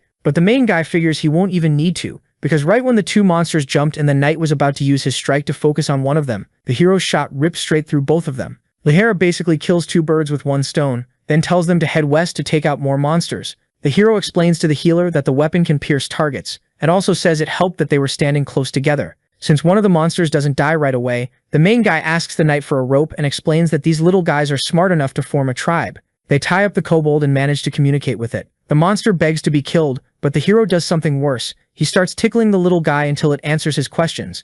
It works because it's torture, but you can't pass out or die from it. So he asks where the boss is, but the monster just keeps repeating the same line. So he grabs his musket and says he can just interrogate a different monster if it won't help. Honestly, the boss wouldn't show up unless something special was going on, so Lee wants to know what that is. That special thing is a crisis in the tribe, but the monster says humans wouldn't understand and yells that it's a noble. Anyway, the main guy finishes it off, kind of getting how things work now. The kid's teammates say the boss lives inside the mine, but nobody's been able to kill it. Everyone basically assumes they won't be able to either, but the main guy thinks it over, and he figures the boss is a monster that only appears when some special condition is met. Like there has to be a crisis in the tribe and a human who won't leave, or something like that. And when you add in the word sniper that Brown Bess gave him, Lehigh starts to piece it together. He asks if the other two have ever gone deep into the tribe's territory and says he wants to go in there at least once. There are tons of them in the tribe, so for the three of them it's safer to just hunt around the edges.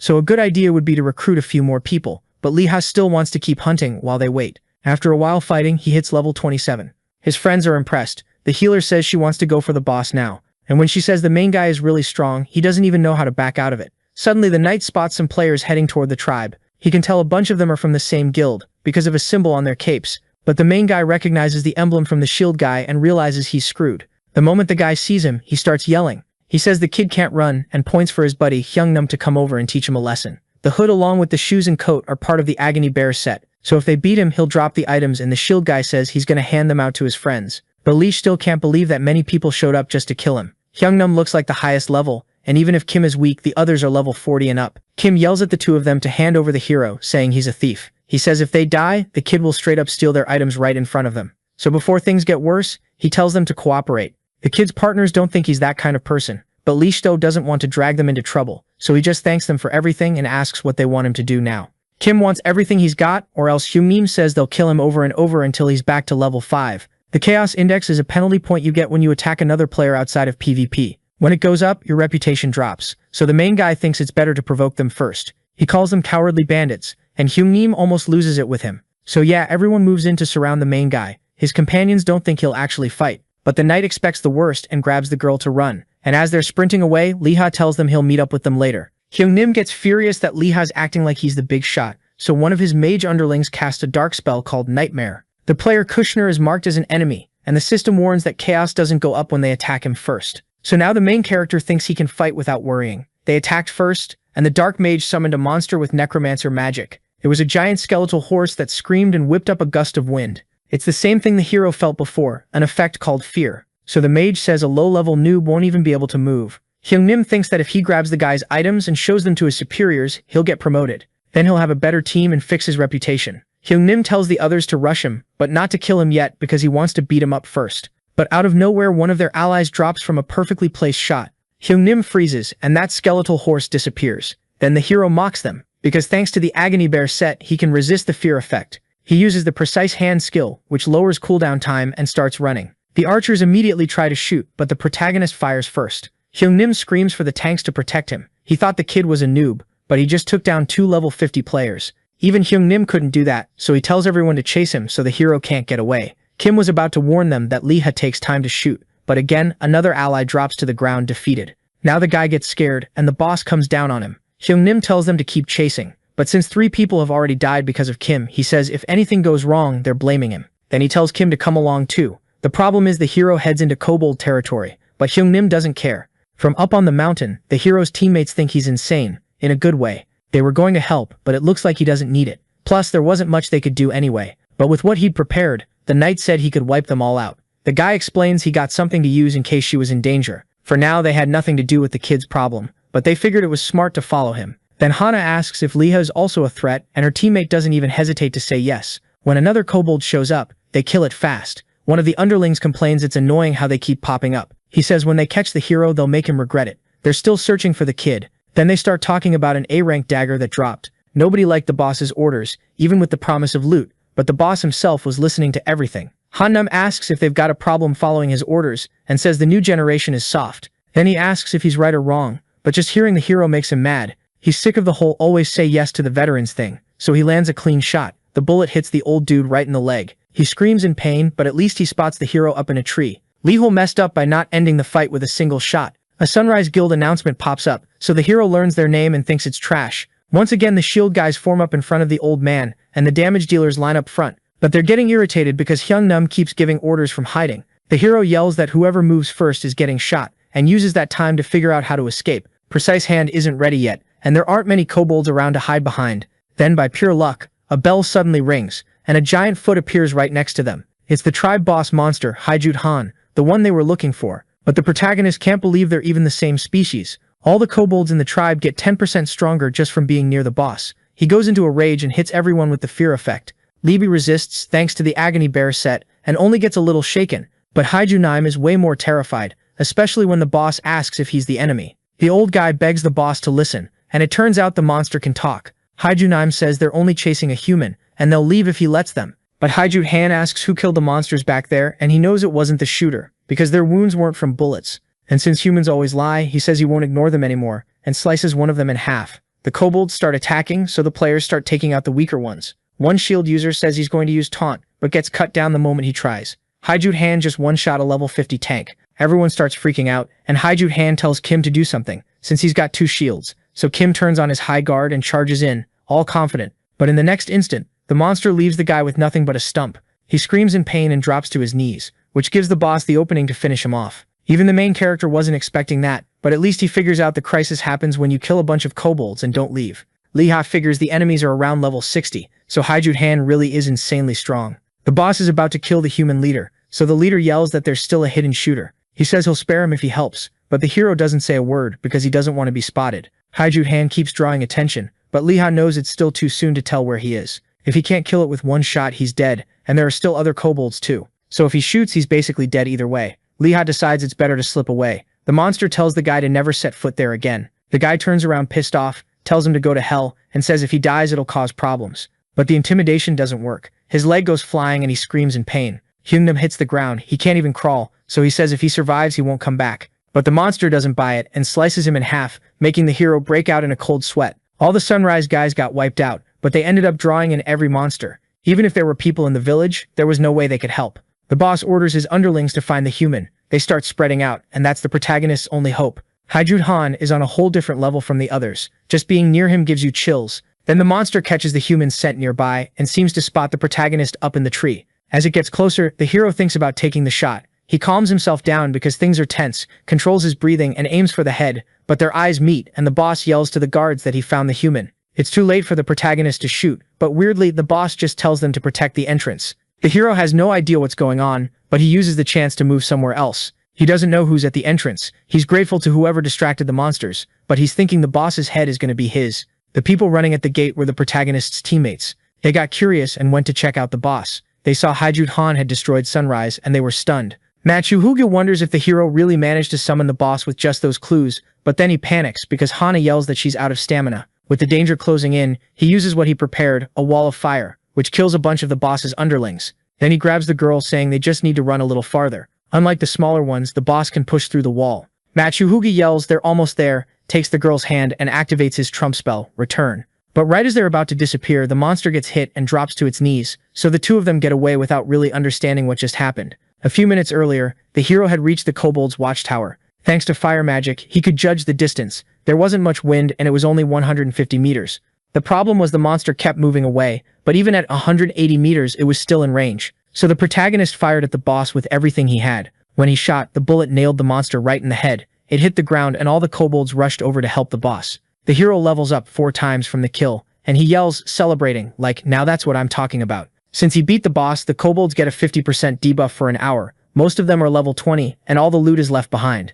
On top of that, the protagonist gets an achievement for defeating a monster from the Demon War, and another for doing it with a single shot. His dexterity goes up, and he gets into the Hall of Fame. But the description sounds kind of serious. It seems like from that level onward, players find it hard to take down a boss, but he figures the top world rankers could probably kill one of these easily too. Without the Just Death and PvP Master achievements, it would have been impossible. Lehi used 20 points from the PvP achievements on dexterity before shooting, so now it's time to hunt. After a while, the kid reaches level 32. It was smooth, since the kobolds were weakened. Anyway, he stops hunting and realizes he's got 35 points to spend. He has no idea where to put them, and it feels like things are getting more complicated. Musketeers don't just attack from far away, they fight up close sometimes too. Still, since he should focus on shooting, he puts 30 into dexterity, thinking he'll be fine if he keeps doing that up to level 63. And he figures that before long he'll be able to catch up to the berserker. It's time to head back to Alestock. The kid needs to either turn in or sell his stuff, and he complains the rewards are pretty lame. One of them is literally just an invitation to the grand opening of the Holy Grill. But honestly, that's pretty normal for a medieval land. After a while, a red-haired girl starts complaining because her sister still hasn't come looking for her. She got the same letter as last time, so she thinks either they pulled a blank ticket, or the winner was the same person again. Since he's in town, the hero decides to check his items. He'd been so busy hunting he didn't even look properly. In the middle of everything, he finds an epic protection ring that creates a force barrier. It blocks hostile entities and absorbs attacks like a second life. But he's also got a bone necklace from the boss and the boss's crescent spear. What the protagonist can actually use is the necklace, which gives good effects like 10% crit. He wanted the set bonus, but he accepts what he's got and decides to move on to the next step, finishing the quest. At the door, the hero thinks his academy has the most rundown building of them all. He complains a lot about it and announces he's back, but gunshots come from inside. Limi grabs his weapon right away, looks like there's an intruder fighting and about to cause a scene. Another shot goes off and then the guy starts screaming in pain. He says he's leaving, but he'll get revenge, because the other guy isn't a war hero anymore. Turns out the one who fired those 3 shots was Old Man Brown, and the speed totally blew Limi's mind. After that, the old man greets Limi, but Limi can only think about how it took him 20 seconds to fire 3 times. That was insanely fast with a single gun, and then he just went and hung the musket back on the wall. Limi figures if the first bullet is already loaded, it takes 10 seconds, and if it isn't, it takes 7. But not even an auto-reloading rifle shoots that fast, only bolt-action ones can. So if the hero could copy how that rifle works, he'd become the strongest guy in this medieval world. The wall rack holding 3 weapons reminds him of the 3 musketeers. Brown apologizes for the ugly scene. He says the Holy Knights came by the other day, saying Hydruik Kazmena had disappeared. So Limi says he took care of him, which makes Brown praise him, and the hidden potential mission gets completed. He'd exceeded every expectation, so he hits 100% familiarity with the old man. Now Brown thinks it's a waste of time to send the kid to collect bear guts, and even though Limi's basically a professional suck-up, the old man says there are more important things. Before that, the kid asks about the musket's rapid firing, but Brown says if Limi thought it was fast, he's gonna start calling him kid again. Limi tries to explain it with magic, but the old man's like, magic my ass, so it has to be something in the musket. There's a pause right after he says that, and Limi thinks there has to be a clue in the conversation. Remembering the 3 Musketeers achievement, he asks if the black musket has something to do with the founders. Then the old man slams the table, asking if the kid knows anything about that. Limi manages to hit the keyword, and brings up Bess, Brown, and Elizabeth. That's where the academy's name comes from. Because of those 3, it used to be packed with newbies. People lined up to shoot at the range. But those 2 friends were different from the others, so the hero asks where they are. He's told they disappeared during the war. But Brown says he'll trust Leha now. The 3 of them fought in the Battle of the Marching Fields, but only Brown came back, so he wants to find out what happened to them. Looking for the Lost Legends becomes the protagonist's new mission. At first, the quest seems pretty easy. If they disappeared, they're probably alive somewhere. Even if he does nothing, the mission will fail, so the hero agrees to try. He asks if he can look for the 2 founders, because it's better than giving up. Then the man says Elizabeth would have thought Leha was pretty cool, and he agrees to let him try. In the Battle of the Marching Fields, the missing 2 went off to find the best shooting spots, while Brown left with the Fibiel Minute Alliance. It's tough because those are the only clues the hero has. 20 days in Middle-earth is 4 in real life, but the main thing is that 2 people actually completed the mission. The main character goes to get info from the merchant and ends up having to sell some armor. At least his haggling skill leveled up. At the weapon shop, our hero asks the clerk about the missing people, but the story the guy heard was that both of them were dead, except he remembers that wasn't the original version. The hero asks him to explain properly, so the guy leans in and whispers it in his ear. Leha jumps in surprise because it's the most detailed and ridiculous thing he's heard so far, so he doesn't buy it. But the NPC says it's basically a miracle the humans won in a way that sounds so serious it almost feels real. The merchant says he can't guarantee anything, but everyone who reacted like the hero did got beaten up by the director. Leha asks where the story came from and hears it was from a witness of the war, but the guy will only give the name if Li Hao buys something, and he's already set aside an 18 gold musket. The hero looks and sees the first option sucks, but the second one seems decent for his level, so he picks the needle rifle as his new musket. But after that he uses his haggling skill to ask for a better price. In the end he saves 70 silvers in the negotiation. More importantly, the seller says the witness lives in Nitai, near the marching fields, which is a solid lead. When he goes to buy a ticket, a girl says it costs 80 silvers more than what he just saved. But since he doesn't really have a choice, he uses teleport to get there. Then another girl greets him and welcomes him. The hero is looking for a one-armed veteran, and the first thing he runs into is kids messing with a beggar, and the beggar chases after the little brats, yelling for his sword back. Li Hao figures he might be able to pick up a quest if he helps with the kids, so he thinks about coming back later. Even though he notices that, for some reason the guy only showed one of his hands. The hero goes to the tavern first, but inside he's the only one smiling. Even the receptionist looks like someone you really don't want to mess with. There are so many aggressive people that the hero can't find out anything. He goes around town asking about Lepanto, but nothing useful comes up, which means he'll have to search without any real info. He just knows Lepanto was a guy who used a rapier, the same guy who spread the rumor that the musketeers betrayed the humans. According to the weapons seller, the two of them went to the demon's camp. If that's true, the director won't believe it. So since he's short on time, he needs to hit the rest of the shops today. Some people don't know Lepanto, others don't know where he lives, or they give useless answers. So the hero starts losing it, because this guy is supposed to be a celebrity. An NPC who uses a rapier is rare, so someone should at least know what he's like. Anyway, the hero keeps checking more places, but then the same beggar from earlier jumps out and asks if he wants to play some war games. Lena says maybe next time, but the guy won't drop it. Then the kid realizes that even though his sync is at 50%, he didn't notice this spaced-out NPC coming up. The hero thinks for a second and asks about the man's missing left arm. And even without the guy answering, he realizes he's found Lepanto. The beggar yells for his squire to go deliver the blade, or rather deliver the rapier. But he looks like a total lunatic doing lunatic stuff. Lol wants to see if the story is true, so he says he has a few questions. But the beggar takes off running, ranting about war. The hero tries to keep up and the beggar is way faster, which proves he's not normal. So to keep him from getting away, Lol shouts that it's about the musketeers. Lepanto finally pays attention but tells the hero to run because if he stands still, Lord Brown is going to shoot him. Obviously the main character has no idea what that means, but the beggar keeps running, also talking about Elizabeth. He definitely knows something, but then he suddenly starts crying, begging Brown not to abandon them. Looks like Lepanto has really severe PTSD. The hero learned a bit about that when he was in the military, because it happened a lot. So since Lepanto is still stuck in the war in his head, he decides to try a different approach. At Hollygrill Castle, with a level 5 cooking skill, the hunter lures the prey with the smell. Lepanto falls for the bait like a little duck, so the hero tries to start a conversation, but the beggar acts like he doesn't even hear him. He shows up talking about how he's got enemies all over the place that they need to deal with. He also says his squire is a great cook and that they need to head to battle. Laha plays along saying it's dangerous and they'll need Brown and Elizabeth. But the moment he hears those names, he says it's not happening. They were the ones who said they'd become enemies. When he exposed the betrayal, he got punished because they couldn't let the people find out the hero's dirty secrets.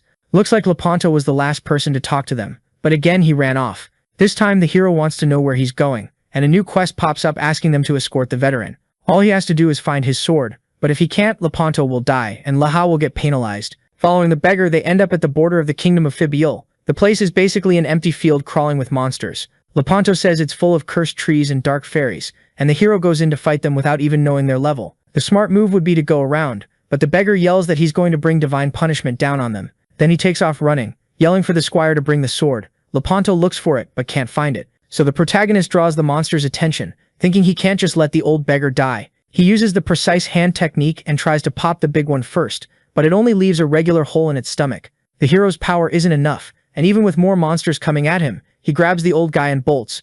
After reloading the musket, he focuses on the smaller ones. He takes one down, then stabs another with the bayonet blade. At least the little one dies in a single hit. And since the cursed trees were slow, he just kept shooting bit by bit until it was over, and the beggar starts praising his squire. Lepanto keeps rambling, but the hero gets annoyed because he just burned a skill with a 6-hour cooldown. He tells the beggar to shut up and says it'll be easier to destroy the Demon King's fragment if they sneak in. But after the two finally get on the same page, a humanoid lizard recognizes the protagonist. It's Ba Yeminim, and the guy explains he's only there to do a bit of hunting. Hunting in a place that dangerous makes the hero think it must give a ton of XP, and now he wants to know how the lizard can handle it. The beggar can't believe the squire has a lizard friend. Problem is, Ba Yemi's academy isn't nearby, and the lizard is alone. They say they've both gotten way stronger since last time, and Ba Yemi recognizes Li Hei's gear, so the hero wants to know how he knows that. Li Hei suggests they form a party. The lizard says he's busy, but since he's curious, he agrees to come along. Lepanto yells that his army is growing, so Li Hei explains he's just an NPC with issues.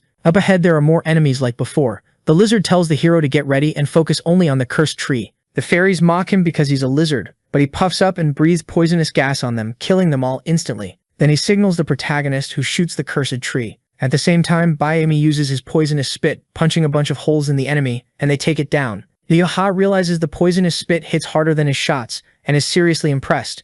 After the fight they rest a bit to wait out their skill cooldowns, but Bayami can't sit still. Since the hero hit level 33 there, it's pretty clear the area isn't meant for anyone under level 40. So the hero asks the lizard's level, and he says he's already 51. Liha can't believe it, but Bayami says leveling is just about knowing where and how to hunt. First they need to finish the quest, but Lepanto yells that his comrades are buried there and that he led the front lines in the war. Then he runs off, thinking his weapon is nearby. The hero thinks the beggar got his memory back, but the problem is that up ahead there are tons of undead monsters. Either way, it seems like he knows what he's doing, so the quest must be close to the end. Lepanto says he can see the sword buried in the same camp the two of them left from. Bayami nails it by asking if this is a musketeer-class quest, and Lepanto starts freaking out because he doesn't know if it's happening right now or if it already happened. The beggar's non-stop chatter is driving them crazy, but then the ground starts glowing purple and a zombie crawls out. That's exactly why they didn't want him yelling. Lepanto shoots the first undead, then says he'll handle the skeletons while his friend takes care of the rest, and he also gives the lizard a tip: focus on cutting off their legs. A zombie runs after the hero, and he starts freaking out because he's out of ammo, but he goes in with a bayonet charge because he can't afford to miss. Finally, the kid takes down the last one, and the lizard finishes his side too. The problem is, a group shows up saying they finally managed to find the gecko, and once again their symbol is from the Rising Sun Guild. The lizard tells the protagonist to run while there's still time, but he has to take the NPC with him, and he also has debts with those guys. Anyway, Bayami says they're not getting out of this peacefully, so they split up roles. The guild members don't even care because of the chaos index, and one of them gets shot immediately, which makes everyone panic because it was the boss. Bayami spits venom all over a bunch of their arms, and then a level 60 guy comes in with a sword, and the hero gets nervous because he won't be able to create distance with the beggar there. One of them tries to go after the shooter, so the hero uses the bayonet attack, but the guy's stronger than the monsters. Another one comes in to deal with the beggar too, and it looks like the protagonist failed the mission. But then Lepanto steps out of the dust asking who they are. Liha yells that they're enemies, and when a bald guy jumps in to cut him down, the beggar answers with a simple move called coup draw. Everyone starts freaking out, trying to take out the beggar first, but Lepanto says those attacks are a joke compared to the demon army, and he sends a bunch of them straight to the grave using all kinds of martial techniques. Even without his rapier, he takes them all out in a single strike, so even Liha can't believe he's just a quest NPC. Even so, the man kneels down, thanking our hero. He says that without his help he would have died like some hated lunatic, with no memories, and about his rapier he would have lost it forever, because all he had to do was summon it. The mission to escort the war veteran is completed, so Liha's reputation in the kingdom goes up. And what Liha wanted to know, Lepanto now explains as memory modification. The reason he got hit by that spell was because of them, and the one who cast it was the military advisor Mage Rotzak, the current archmage of the kingdom of Fibiel. Even so, the battle records are in the royal archives, but nobody except the king can see them. The problem is, the hero can't just go there and ask, and he can't come back without proof either. So Lepanto apologizes, but says the spell is basically a way to get rid of people without getting your hands dirty. He can't go to the capital or even stay in the kingdom, because if Rotzak finds out, the knights will be punished. But at least he hands over a coin, saying it's proof enough to show he's alive. Then he says he's going after those two and thanks the hero again for the help. Bayami thanks him too, and since Liha is going back to the capital, the lizard tells him to get strong soon. The hero's just confused that he's getting valuable info for free, so the lizard says he sees potential in him, and that he'll need him someday too. Basically, it's an investment in a player like in Jijing, who's already level 23. Anyway, they say goodbye, but next time Liha tells Bayami he doesn't need to hide the dagger he took from the Rising Sun. Liha completes one quest for defeating an evil player, and another for surviving against someone stronger. He earned 22 points, but the real challenge was about to start now. Liha calms down thinking he'll try first, but when he opens the door he almost gets shot. Brown doesn't believe any of it and says the hero better be able to back up that accusation of betrayal. The first thing Liha does is hand over the coin, and the old man realizes Lepanto is still alive. They say it's a tracking coin that identifies the owner by mana, prevents friendly fire, and helps with missions. And this one belongs to a knight from the third company. But Brown goes back to the protagonist's story and asks if Rotzak was behind all of it. He starts putting some things together, and asks if the kid has time that night to go out for a walk. So the quest Lost Legends changes into Liha helping the old man get a look at the royal archives. But if he can't pull it off and make it out alive, he'll still lose 50% familiarity across the whole kingdom. The hero suggests the old man go alone, since he doesn't have permission to enter, but if they hid things from Brown, then even he doesn't. The only option is to pick someone he trusts to bring the records back, so the hero agrees to try. No Brown gets welcomed at the castle and goes in using the excuse that he wants to do business with the Magic Corporation with his assistant. Li Hao was warned to only visit the West Wing after going through the East Wing, because one wrong step can get you killed. They also have to leave the area at 9 o'clock and meet up, so the two of them head to a glowing stone. The old man says they've only got one shot and it starts glowing even brighter. Then the signal is given, and Li Hao hides behind a vase. Right away, the head scribe Clark shows up, happy to see an old colleague again. Skipping the formalities, Clark asks what Brown is doing there, because if it were anyone else, he wouldn't even have answered them. The old man says he just came to visit. Clark is pleased, but warns that the shooter can't touch anything. He also says the visit feels weird, because Brown isn't anyone important. He's super suspicious, like, he thinks the old man has someone hidden behind a vase, but then he gets embarrassed when he doesn't find anything and changes the subject, saying it's actually pretty nice being head scribe.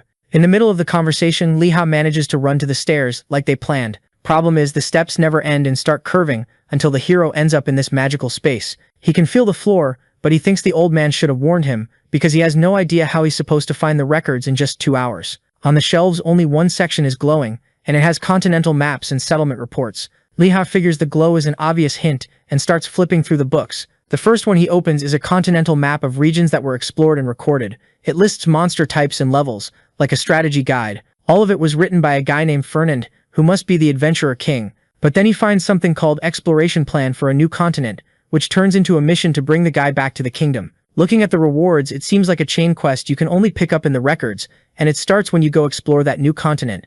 In the story, it says the king didn't invest in Fernand's idea, and only cared once he disappeared.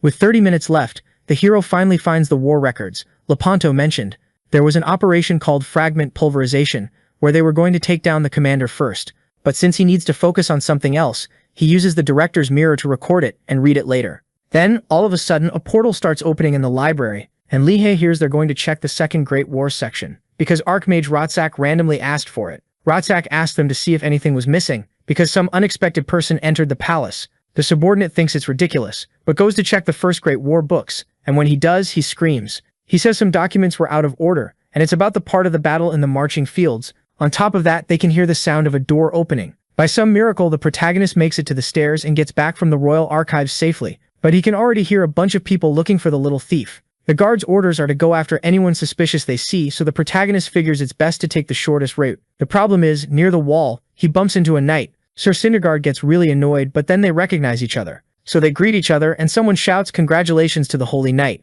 A mage says the protagonist must be an intruder, and he actually is, so he has to play dumb. The knight, meanwhile, says they can't just arrest people without proof. Plus, he reminds them he was the one who defeated the kobold chief. Clark still yells that he's the most suspicious one, but Sir Syndergaard says it's messed up to accuse his friend like that. Our hero is basically about to fall in love, and the scribe realizes he needs proof, so he asks if he knows No Brown. The hero says any musketeer knows him, but since there's nothing else to do, they leave. In the end, Li Hei thanks him for the help, and Sir Syndergaard also thanks him for being useful. Anyway, about why they're there, the old man shows up saying he came to visit someone with his student. Brown also thanks the royal guard, and the protagonist asks to be excused, then everyone says goodbye.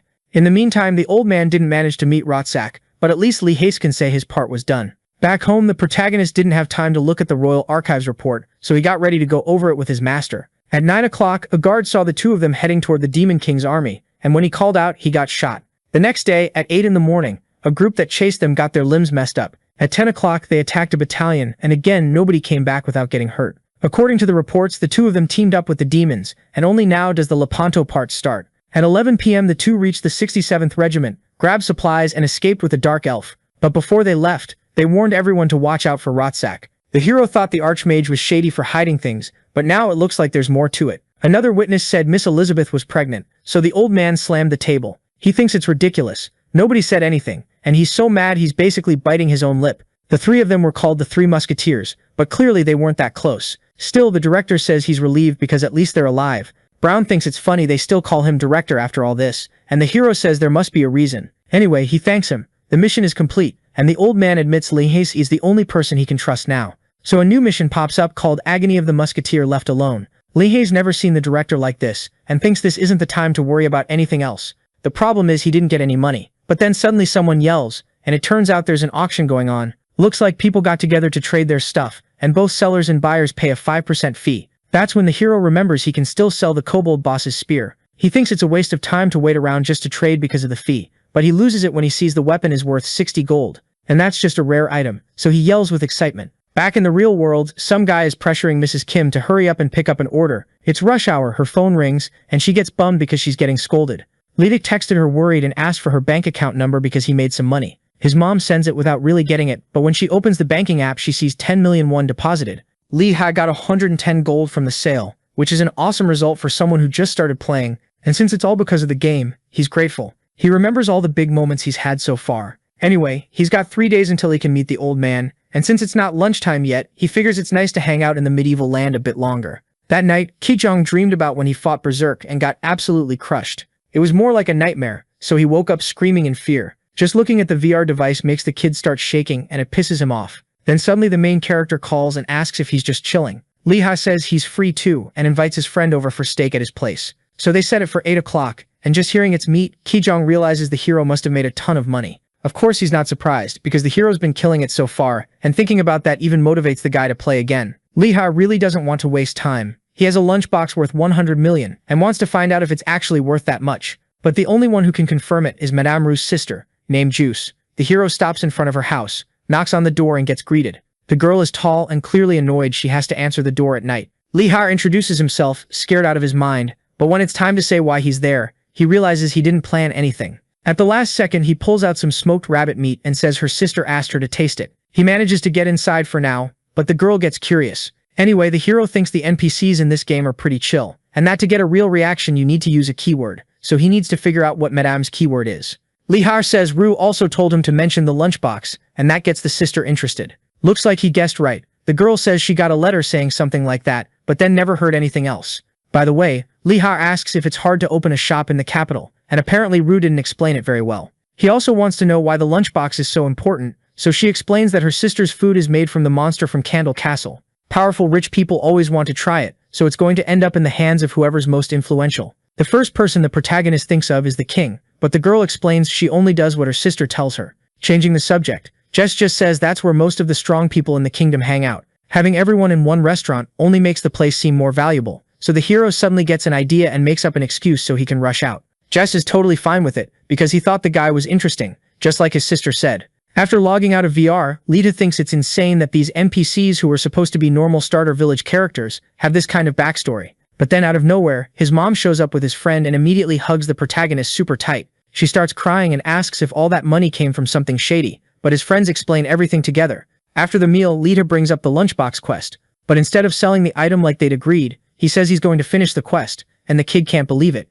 Ki-jong cries so much that Lita has to explain that Ru actually wanted to create an information guild disguised as a restaurant, so the hero asks Ki-jong for advice, since he's a veteran player. The blonde guy says the game can go in that direction, and he's been through something like it before, but it was crazy expensive. Still, you get amazing info, and since the guide is an NPC, it's basically pay to win. In the capital there aren't any because of the royal family's privacy, and that's why the lunchbox was going to end up in the king's hands. The reward was an invitation to the restaurant's opening ceremony. So the blonde guy warns it sounds like a trap, because no one would actually follow through like that. An item at that level could be used or sold, and the hero agrees it's weird, but there's a chance the reward doesn't stop at just an invitation, and could trigger a really good butterfly effect. Because of that, later he goes back to the sister's house. She recognizes him as the messenger from a few days ago, and right away the protagonist says that actually he's the one who was supposed to bring the lunchbox. The twist is she already knew, and now she finds him even more interesting. Jess offers him something to drink, but what the protagonist wants is information. Of course he was expecting that, because he delivered the lunchbox to find out what the reward was. Leia tries to say it's not exactly like that, but Jess doesn't care. The sister said most people wouldn't deliver the lunchbox, but if someone did, they'd either be an idiot or someone who already knew the plan and wanted an advantage. No average person would make it that far, so the quest is meant for someone who wants to profit beyond just money. The problem is that no matter who brought the lunchbox, the sister also said to kill them. The moment he gets attacked, the hero barely dodges a steel spear. He yells, demanding to know why, and the girl compliments Leeha's strength. But before the protagonist can shoot, a bunch of ninjas rush into the house trying to kill Leeha. At least he reloaded the musket beforehand, so he nails one of them. Another spear comes in, but Leeha lands a kick right in the assassin's stomach. Then he shouts for everyone to freeze or he'll shoot the lady and take the lunchbox. But even with the threat, the girl just laughs, saying Leeha's rude to women. Our hero insists the Holy Knights will show up because of the noise, but Just hints they've been bribed. Just says anyone planning to cause trouble in the capital prepares in advance, and that his sister would have given the kid a 10, but she only gives him an 8. Actually, Just explains it was all a test, so she drops the score to a 5, saying it's over. For a moment, the hero thinks about just shaking her hand and calling it even, but decides to take control. So he keeps the gun pointed at her because he feels betrayed, and because of the test, he demands compensation from the future guild leader. Then the girl starts laughing non-stop at how shameless he is for someone who wants to be a leader. That was the response that completed the quest, so Jess agrees to give our hero some useful information. 2 days later in Lars Canyon, the protagonist finds a bunch of medicinal herbs where Jess told him to go. Leha earns the title Goblin Nose Collector for killing 1,000 of them, since he's in the perfect spot to shoot from. So now it's time to go see No Brown. Inside the quest house, the hero announces he's there, and the old man comments that the kid looks a little different. No Brown asks if the hero trained, which surprises Leha that he noticed. But it makes sense, he went up 12 levels, so he explains everything. The old man says that'll make his progression faster, because it's time to upgrade him so he can be part of the next generation of the Three Musketeers. That means the missions he'd done up to now weren't the kind a normal musketeer would get. Everything was basically training him to become the next generation. The problem is the whole thing with the missing people and the old man, but Leha thinks he'll figure that out later. Since the mission is to kill a golem, the hero says he's never killed one before, and then hears it's going to be worse than the kobold. Leha gets so freaked out it looks like he's about to refuse, but in the end he accepts the mission.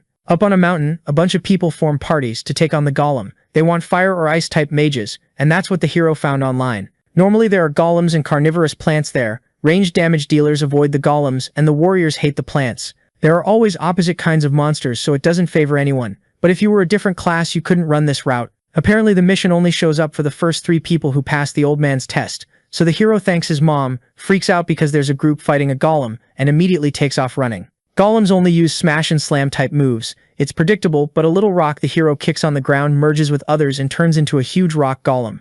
So he quickly preps his ammo, thinking that with these conditions he's gonna fire a really strong shot. The wind's blowing southeast, so he accounts for it and shoots straight at the head. Problem is, the monster doesn't go down in one shot. Leaf thinks he underestimated it, so he lines up another shot and hits again, but the monster looks like it's about to crush the kid alive. At that moment, the kid calms down, and instead of running, loads the last round into the musket and fires a shot that finally blows the golem into pieces. The hero leaves thinking it took 3 shots, but the monster was regenerating underneath and suddenly almost caught the kid with an attack. So with no time to overthink, he uses the precise hand technique to keep firing until he spots the golem's heart.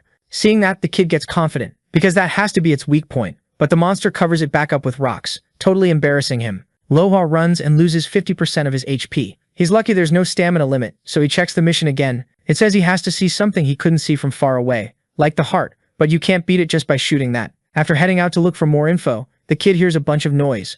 That earlier group is still fighting golems, but unlike Loha, they crack open the core and manage to destroy the heart with a straight-up beating. Curious, Loha asks if that little ball is anything special. Then a guy explains you just need to land 1 hit on it to win. Some people call it a testicle, which honestly makes sense since it drops the thing for good. Anyway, all you have to do is shoot when it's exposed. But the guy tells Loha to leave if he doesn't want to die. On top of that, the hero asks about the bronze golem, and hears that when the boss shows up, everyone rushes it without even thinking. But the conversation stops because the rock golem respawns, so they say goodbye, and the hero leaves, with the guy thinking the shooter is definitely gonna die. The hero learns he has to hit the ball before it regenerates its shell, and without paying attention, he almost falls off the cliff. Shooters like him struggle to break rocks, so he's thinking it over when someone falls from above right next to him, and that's because the bronze golem who just spawned threw the guy. The golem's name is Tyron Rouge. Everyone nearby gets hit with debuffs. Down below, word spreads and the people on the side start fighting it. It takes 5 minutes for 10 people to gather, so if Leha wants to solo it, he has to beat the monster before that happens. Anyway, a guy yells at a mage not to use electric magic, but the kid doesn't hear, and when the lightning hits the golem, it screams. But the ones who get hurt are everyone else, because it reflects the attack and fries the whole group. A few days later, a guy in the city is looking for people to form a party. He runs into the hero, but gets disappointed because it's another newbie. At least the kid thinks Lee is going to get smacked around by the carnivorous plant, so he follows him, then doesn't get why they end up in the golem area. Before he can even see anything, there's a flash and then the sound of a gunshot. Then the protagonist says what he wanted to do worked. 9 days later at the Tenero Peaks, the hero waits for the golem to respawn, surrounded by players the plants have eaten. With all his skills, he doesn't fall for the traps, and after 10 days, he finally gets to see the boss. Leha gets hit with all the negative status effects. Some people freak out, but the hero uses a potion that clears them and activates the steady hand technique. Problem is, the shot does 0 damage, but at least he manages to land something on it. Leha throws a bomb that explodes instantly, and since the cores are exposed, the kid basically wipes the floor with everyone. Lately, the heroes learned how to make bombs just by wrapping up gunpowder, spending a bit of cash. The monster charges, and Leha realizes there's a phase where bombs don't work. On top of that, the other golems try to jump him too, but the protagonist stands his ground, saying he's gonna win in the end. After the shootout, Lee Ha feels totally humiliated. He knows he can't die or give up the mission, so he decides to try one last thing. Lee Ha knows the monster already took a beating, and he just needs to land one more hit, but an attack comes in to crush him. Our hero almost gets clipped, so all he can do is back off as far as possible. He tries to stay out of the AoE attacks, but it still doesn't work. He gets slammed into a wall. His HP drops hard, and the monster closes in, but its core is exposed, so the protagonist uses the force barrier. That ring barrier won't let anyone come within 3 meters, so Lee Ha uses the opening to fire one last shot at the little orb. And that day was the first time a shotgun was fired in a medieval world. The most impressed one is the vulture that showed up to eat the hero's corpse, but just seeing it makes it happy because it can make some money. Back at the watchtower, Lee Ha drops into the middle of a bunch of players, doesn't even care and yells, celebrating the mission he cleared. He managed to kill the golem solo because the barrel survived a shotgun blast. Either way, Lee Ha needs to log out at the forge to get the musket repaired. But first he checks a bunch of achievements he got, like Stellar Craftsman, because his janky musket hack actually worked. He also got one called Master of Solo Players, though some people even got a better version. Probably by crafting something like he did with the bomb. Anyway, when Lee Ha opens his stats, he sees 82 points to spend. No Brown's quests are awesome, and the hero figures he only cleared it because of his dexterity. Still, he splits the points with intelligence too because he thinks it'll help with crafting. And speaking of that skill, he can name the things he creates, basically summon them and power them up. Lee Ha tries to name the bomb with the idea of making a ton of money, because he wants something flashy. Problem is, the system trolls him and auto-names it Fusewire. So after crying a bit, Lee Ha logs off and goes to sleep. But while he's sleeping, the big payday he wanted is already on the way, thanks to the replay of his boss fight gameplay. After the session, the hero sleeps for 12 hours. He goes to the fridge starving, but sees there's basically only medicinal herbs his mom bought. Lee Ha needs to make more money to change that, so he sits down, hyped to do some research before playing. He starts by checking the rankings, but then a video of him fighting the bronze golem pops up. Someone uploaded it without permission, so Lee Ha wants to get it taken down. But if he complains, the uploader will figure out who he is. And what's even crazier is people are offering money to find out. Kijung messages him, so apparently people who know him already recognized him. Anyway, the protagonist puts a shield up for sale. It's the shield he got from the golem, so the kid starts looking at it while Lee Ha brags a little, but then says that even though it's good for PvP, it's worse than his. It's wild because the shield is worth 180 gold coins. Still, the kid thanks him and heads off to play. So the protagonist thinks about his friend and his mom who've been helping him a lot, and he heads out too, motivated to pay them back. The auction price goes up to 188, but the hero spent a ton on items and trying to fix the musket. He ended up with nothing because it didn't work, and to make it worse, he notices his cloak got torn on some random branch. Even worse, he was rolling around on the ground trying to kill the golem, so he's gonna look like a bum until he gets money again. In the end, even though he went out planning to treat his friend, he had to call and ask for a favor. That's how he got a new set with a nice discount of 3 gold coins thanks to the bargain skill. So now he's going to see No Brown to finish the quest. When he gets back, after they greet each other, the old man says the kid looks different. Just like he expected. He said the main character's got talent, so he unlocks this skill called Hawkeye, which makes you really want to try it out. The mission happened because Lee Ha couldn't see well from far away. Their main job is sniping, and you can't do that without good eyesight. So this time, the hunting quest switches to a sniper quest. Collect 5 Roadrunner feathers. But the moment Lee Ha remembers those things, he gets a chill down his spine. Lee Ha asks just to be sure if it's like that golden eagle at the Castle of Light. But the old man says it's way worse, which freaks the hero out. At least he won't die if he fails. But then another quest pops up too, Elizabeth's Legacy, which you complete later by hitting a target from 444 meters away. She always said that if someone could land a shot from that distance, they'd become her successor. Lee Ha, all hyped up, asks if he has to do it right now. The old man says no, but if he becomes her successor, he'll deserve the weapon on the wall. That was the Mrs. Musket, and the other 2 already belonged to someone. The powers of the 3 musketeers had been passed on too, so Lise was going to focus on accuracy. So the kid thinks hard about whether to accept the mission, but says he'll go after the Roadrunners first. Out in the desert where those monsters live, the protagonist watches the first one he's going to try to kill from a distance. He activates Hawkeye and his accuracy jumps up like he's using a sniper scope. It doesn't zoom in, but it helps a lot. So he tries to shoot, but the monster notices and takes off running like the Flash, leaving the hero confused and unable to even track it. Whenever one of these shows up, players stop hunting. So after 3 straight days of grinding, the hero is completely wrecked. He still hasn't gotten a single feather, and again the birds won't even let him get close. Lee Ha practically begs, but then suddenly he hears something weird in the sound of their running. He only notices it now because the desert is so open, but the Roadrunner has a pattern. So when he shoots with that in mind, a knight nearby comes over to check what the noise was. Lee Ha gets an achievement for landing a 200-meter shot, and it's awesome that his theory worked. After that discovery, he keeps hunting, and now everything's going smoothly. The hero finally gets what sniping really means, because you just have to send them exactly where you want. A hunter's fun is chasing, but a sniper's fun is waiting. That's why Lee Ha has 20 days for the quest, which he's thankfully figured out in time. Out of nowhere, some guy starts yelling at the protagonist, calling him every name in the book, and demands he give his ring back. Yep, Hyung-nim showed up again to be a pain in the ass with some Sunrise Guild goons. The hero thought they wouldn't show their faces again after that last embarrassment, but he's not scared because out of the 10 people there, he's probably the strongest. Hyung-nim demands all his gear and the golem shield as compensation. Then one of their mages rips a scroll that blocks all return scrolls. With nowhere to run, Lee-ha calls Ki-jung for help. His friend agrees but says it'll take a bit. To make it out, the protagonist has to stall as long as possible, so he pretends he's going to settle things by returning the ring. Hyung-nim doesn't buy it, but during the distraction, Lee-ha takes a shot, and it only fails because the shield guy blocks it for the boss. The leader even thanks him because he seriously thought he was about to die. He gets so pissed he says he's going to kill the hero at spawn every time from now on, so Lee-ha has to fight without time to reload. At least he's got that homemade bomb. He tosses it over the assassins and blows it up. While everyone's scrambling around trying to find a mage, the hero manages to reload his ammo. But then out of nowhere, a samurai throws out this air slice attack, and Lee-ha barely blocks it with the ring's force barrier. He didn't expect someone like that to be in Sunrise. The guy's name is Zako and he looks like Hyung-nim's superior. Hyung-nim is totally sucking up to him, but then another bomb from the hero goes off and knocks both of them flat like trash. Unfortunately, Lee-ha's plan to finish Zako off like that doesn't work, and the force barrier only lasts about 5 minutes. Lee-ha doesn't know if he's gonna survive, but before Ki-jung arrives, that knight from earlier comes over asking what's going on. He recognizes Sunrise and realizes they're doing PK. He also notices the protagonist is a musketeer and asks if he knows about the sleeping boy, but Lee-ha tells him to run.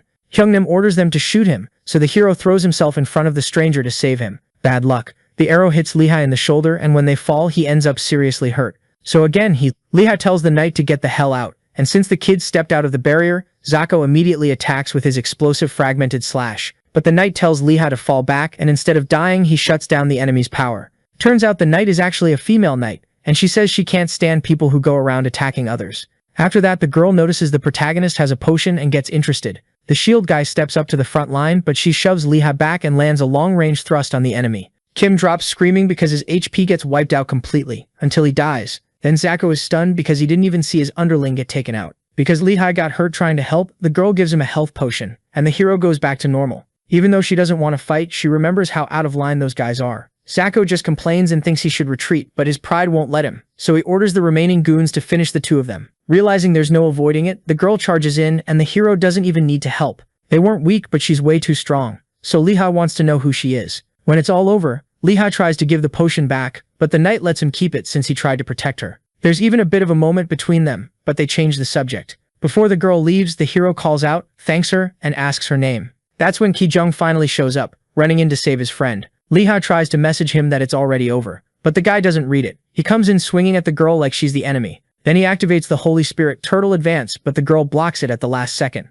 After that, she asks if they can talk. Ki-jung immediately asks why this girl is with his friend, since she's 6th in the world ranking. And then Lee-ha finally realizes she's the same as the fencer Shin Nura. This fencer is a national gold medalist, and uses a blade kind of like a rapier, with techniques like Lepanto's. Ki-jung asks if they know each other, so the girl sums it up. The hero saved her, and she's returning the favor by taking down bandits. Everyone introduces themselves, and since she uses a different weapon, Nura explains it's because she's traveling, looking for a magic sword. Lee-ha asks if it's like a brooch, and she basically yells, asking if the hero has any clue because her quest is to find it, but he doesn't know anything. The hero's only heard about a quest, but just knowing it's near the border already helps. So she says goodbye, thanks them, and also sends Lee-ha a private message, telling him to add her and not tell anyone. As they walk together, Ki-jung messes with his friend's embarrassed face, reminding him he's never had a girlfriend. About the capital, the blonde guy says the girl is a holy knight. She was the first one to get the title, so she's famous. About the rising sun, the hero explains everything, which makes his friend mad.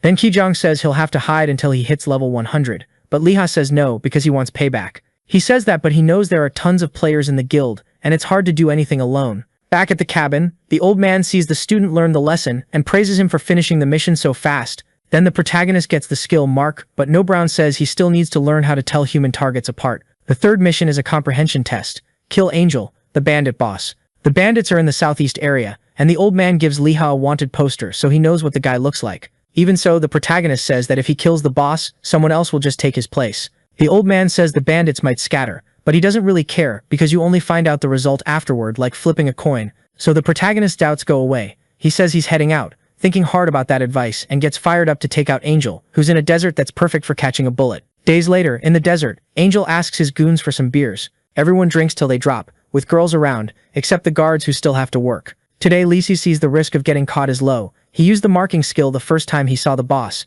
and he can only use it on 3 targets at once. That's how he figured out where they were, after walking for 10 hours. Meanwhile, he also noticed a pattern in the routes they've been taking for 17 days. But there are magic circles in the fortress. It's impossible to go back using a return scroll, but hitting them during the party is his only shot, if he waits until Angel shows up. After he sobers up a bit, Angel starts chatting before throwing up. So with everything set up, the hero fires, and the man drops. But the guards are yelling that the shadow is dead, which makes 0 sense. Everyone starts looking around for a killer nearby, someone with tracking skills, and the real leader tells them to boost the magic. Even after 17 days, Leah still hadn't realized Angel was just a skinny little kid. They all ride out to capture the main guy, and he runs off thinking he's totally screwed. With no other choice, he throws a bomb right into the crowd. He manages to lose them, but Angel still won't give up on getting revenge on whoever did it. Back in the city, Leah thinks it's insane that the photo was fake from the start. When he went to use the mark, they spotted each other, so now it's only a matter of time before he gets found. Even in the city, the bad guys suddenly show up and start setting everything on fire.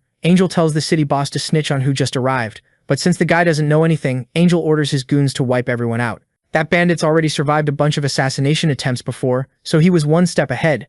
An explosion goes off in an alley and makes him think the hero's there, but then more explosions start popping off in other places too. The bandits lose it, but at least Angel figures Leah must have escaped. In the end they leave, but the hero didn't expect them to burn down a whole city just to find him, so he decides the leader's gonna pay. Nobody manages to find the kid, even after searching 3 villages, but the leader doesn't believe he actually got away, so he tells a group to follow him so they can move the fortress. It's gonna be a ton of work, but Angel thinks it's pointless, since they already know where it is. Since nobody stayed behind at the base, 2 of them go to move the warehouse stuff and toss whatever's useless. But while he's talking, the bandit leader gets knocked off his horse by a clean shot. Someone was in the forest, but it doesn't really matter now because they're next. After finishing the mission, the protagonist gains reputation in the kingdom. And even though it's only D+ rank, at least choosing to go back to the fortress ended up being the right call. Angel was pretty good for an NPC, but the protagonist is more focused on the mission description. Because since he couldn't save the villagers, he's not satisfied unless next time he does better. Back at the cabin, the old man already knows everything,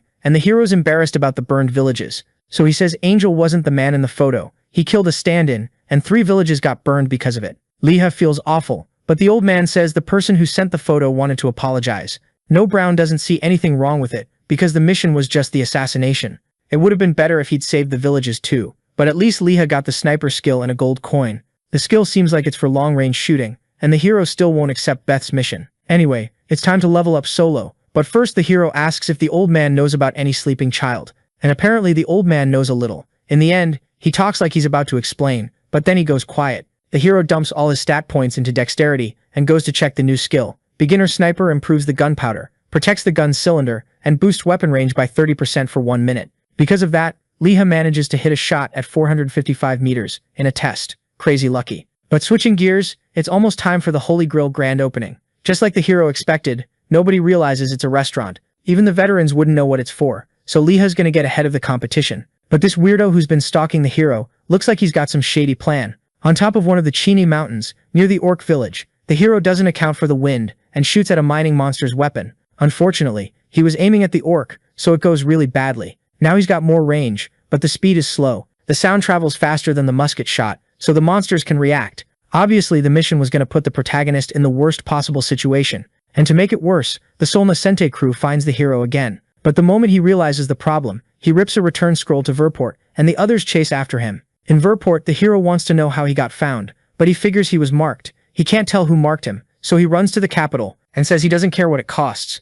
Hyndam tells the mages to grab Leha before he escapes, but the trip starts and luckily ends before the magic can hit him. The hero thinks it's ridiculous. They'd use magic in a village, but he can't keep spending money just to run. Unfortunately, he has to send another message to Kijan explaining the whole situation. Leha can't even tell how many of them there are or what levels, but at least the capital is safe. For now, the hero can only stay in the capital or get hunted because of the mark. So he doesn't ask his friend to come over and then basically like a madman says he's going to solve this by wiping out the whole Rising Sun Guild. Kijan sends him this huge text saying it's dangerous, but Leha remembers what the old man said about trying first, and his friend realizes there's nothing he can do to stop him. Still, he at least tells Leha to register a guild because if he just kills everyone, he'll be labeled a criminal. But if he declares war, he'll only be safe in the capital anyway, so Kijan tells him to really think through the consequences. Even so, Leha thanks him and says he doesn't need to worry because he used to be a real sniper. In Rising Sun's banquet hall, a host announces the award for Best Field Manager, and the E-Troll team wins. They go up on stage to a bunch of ass-kissing and applause, and then they move on to the Best Battle Agent award.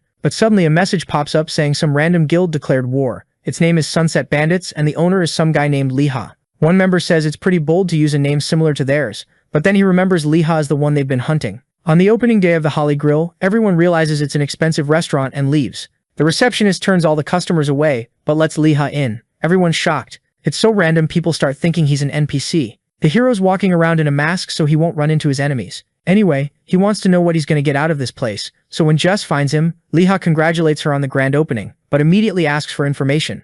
Even though he's super blunt, the girl tells him to follow her. Liha expected the place to be more shady, but it's actually really luxurious. Since it's a legit business, there's no problem showing off a bit, so they sit alone on the top floor. Except there are a few assassins hidden in the room, and they're really good. Getting straight to the point, Jess tells the kid not to ask anything vague. So he thinks it over and asks something specific about Rising Sun. Jess praises the question and answers it, basically laying out a whole plan for him, like she's feeding him answers on a test. Anyway, Jess offers to introduce him to the people who came for the opening ceremony, and since there are important folks there, Liha agrees immediately. Back at the enemy guild, some fat higher-up says Hyungnim is trash for losing to a musketeer, but the kid points out HQ still doesn't know about it, which means they've got a chance to fix it and take the credit. So the fat guy says he'll write a report later and start the hunt when the GCs arrive. But out of nowhere, a subordinate runs in and tells the branch leader the GCs who were on the way got ambushed. The lackey doesn't know who did it, but after thinking for a second the manager figures it out. If it's the musketeer, he yells that this is their chance to finish him off, so he orders Hyungnim to go get the guy. The guild members can't group up because they keep getting picked off. Hyungnim doesn't even know where the hero is hiding, so one guy yells they should sprint 50 meters and runs out alone, only to get a little gift in the back. All they can hear is gunfire, and the leader can tell from the sound it's not magic. Hyungnim thinks maybe it's an invisible fighter, because if he attacks he should show himself, so he can't believe a player is doing this. From far away, a shot almost hits the branch manager, Donyoku, when he steps out of the cabin, so Hyungnim realizes it's the protagonist somewhere out there. He tells everyone to run because reloading takes time, so everyone hides inside the cabin. That's when Hyungnim notices smoke in the forest, but there's no way a musket could hit from that far. To Liha, they reacted fast. He still doesn't know their names, but he's already taken down 10 people. But getting the rats to hide was part of the plan. The info Madame Juice gave him included the location of every branch and good shooting spots, so even though he's alone, he's got enough of a positioning advantage to believe he can win. Inside the cabin, Hyungnim explains the idea to the boss, and the boss freaks out. The underlings start thinking they should call HQ for help, but Donyoku tells them to stay calm, because maybe the hero is some rich guy out for revenge, so if they catch him they'll make a lot of money. Hyungnim meanwhile remembers the hero only had 50 gold. He goes to tell the boss, but Donyoku shuts him up by promising him a promotion. Basically, he's pretending while planning to throw everyone away except the two of them. Back to Liha. He realizes how good it is to move through the mountains so nobody spots you. In a single day, the no-name guild hit the south branch, the riverside one, the east one, and the Manhwa mountain branch. So the last one was going to be the Emerald Jungle branch. In the meantime, the main guy killed 3 leaders and 2 vice leaders, plus at least 4 GCs. Out of the ones who went out to get the hero's attention and taunt him, one of them just gets absolutely clocked in the head. Then whoever's left spots where the protagonist is. But they get wrecked too, because they're way too far away to reach him. At a meeting, the guildmaster almost breaks the table from how pissed he is. He calls in the chubby guy because the hero's beef with them started because of the southern branch. Thanks to that kid, their income dropped 43% this month, so Donyoku started getting worried. He waited for the hero to show up that day, but since he didn't, the boss only gave them 1 more week to make him delete his account, and he also said he was going to go visit them to get some info himself. Back to the hero. He's trying to find the sunrise punks. They should be furious, but they're not chasing him anymore. Finally, Lita finds one, so he lands a clean shot on him. He's about to move on to the next, but the target was bait to figure out where he was. A whole combat squad is coming in. An archer fires an arrow, and yeah, they actually know what they're doing. The group gets close to some adventurers who get curious about what's going on, and even more curious about where they're headed. Inside the forest, you can't see anything, but Zeiko says he'll handle it. He rips open a scroll, making light, and Hyungnim says he can call reinforcements. So Zeiko lets the other guy take command. Right away, the guy sends a message to Donyoku. Then he summons 531 branch agents, all at the forest entrance.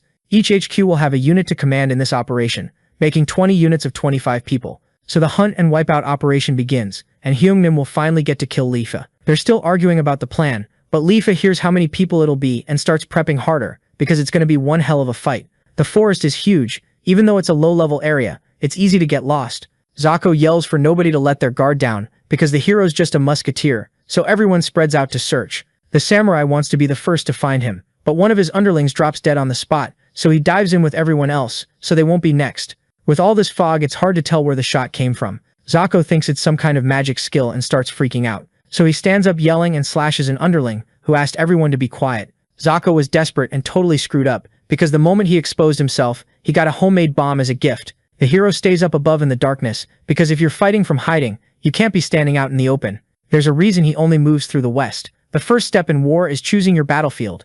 A big forest he knows well is the best place for a fair fight, because the enemies need light, but the second they light up, they get shot. The problem is leveling up from kills also gives off light, so everyone sees which tree the hero's in. The assassins find a rope to climb the tree and start going up, but they find out the hard way it was a trap to set off bombs. It gets so bad that outside, Haimnim wants to know what the hell is going on. And after the explosion, there's this really weird silence, until someone steps out, and unfortunately for them, it's the protagonist alive and well. Liha asks if Haimnim didn't go in because of the level gap, and knowing what he did, the underlings want revenge. So Liha calls them out to fight, but then suddenly someone tells everyone to stop. Haimnim shows up to interfere, along with the knight who partied with the hero before.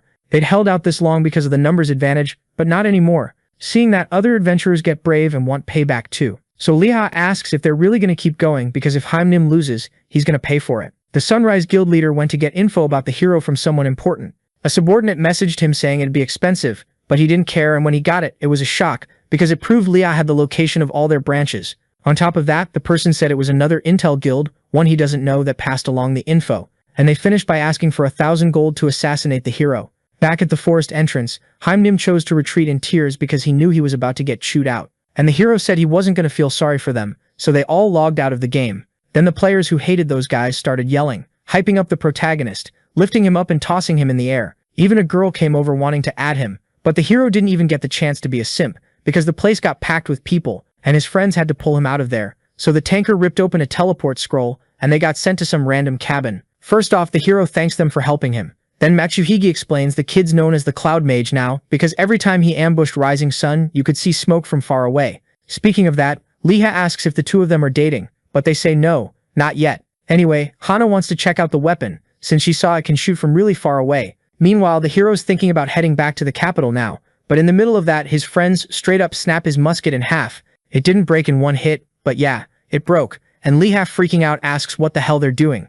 Liha says seriously, if this is some prank, he's not enjoying it, but the knight doesn't care. They say it's none of the kids' business whether they're from Rising Sun too, and they mention their leader is on the way. Looks like they had a deal with Okeya in exchange for the hero, but he has no idea who that is. The first time he met them was by chance, so it was just bad luck they turned out to be enemies, and this Okeya person must have been behind it. Still, the hero tries to run and Matsuhige warns him he can draw his sword first, but either way he smiles because the guild leader shows up. The knight and the leader clearly know each other, and to the hero it looks like they're all part of the same guild.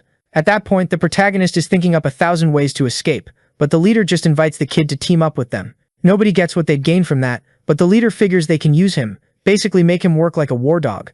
Licha immediately tells him to screw off, which pisses the guy off because they're also willing to pay 10,000 gold a year. If it's not a lie, that'd cover his leg surgery in 2 years, but it goes against the hero's principles. So he says Rising Sun is rock bottom while lighting a bomb.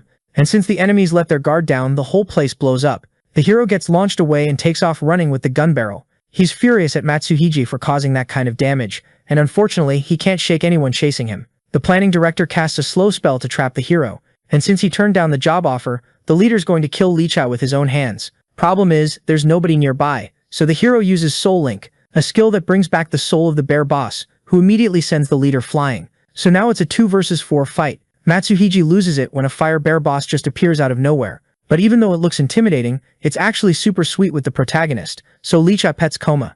Looks like it's a pretty high level, so he saves the cuddles for later and focuses on killing the enemies now. The traitor couple and the guild members get hit with the fear debuff. When the leader hits the ground, he says only tamers can summon monsters, so Liha plays dumb. The bear's level is 66, but it jumps to 112 because of some special effect. The hero's level is 92, so the fight's gonna be pretty even. When things go sideways, Hana tries to bail, but the hero tells Koma to kill those 2 scumbags first. They're crying in terror, but crying doesn't stop you from getting blown up alive. Then Liha goes to have a very rough little chat with the Rising Sun leader. He didn't want to say where the info came from, but he ends up ratting out the Shinobugumi Guild. They've got intel on players like the protagonist, and the master's name is Okasama, so the hero is satisfied, but he also asks what boss Kyokujitsu is going to do with the guild now. Since everything went to hell, he'd have to shut it down or something. Liha knows word about what he did is already out there, and he remembers that because of them, his brand new rifle got wrecked. Kyokujitsu promises compensation, but it's not enough. so the kid suggests leaving the guild. But the hero also demands they return all the money they stole from players with a contract.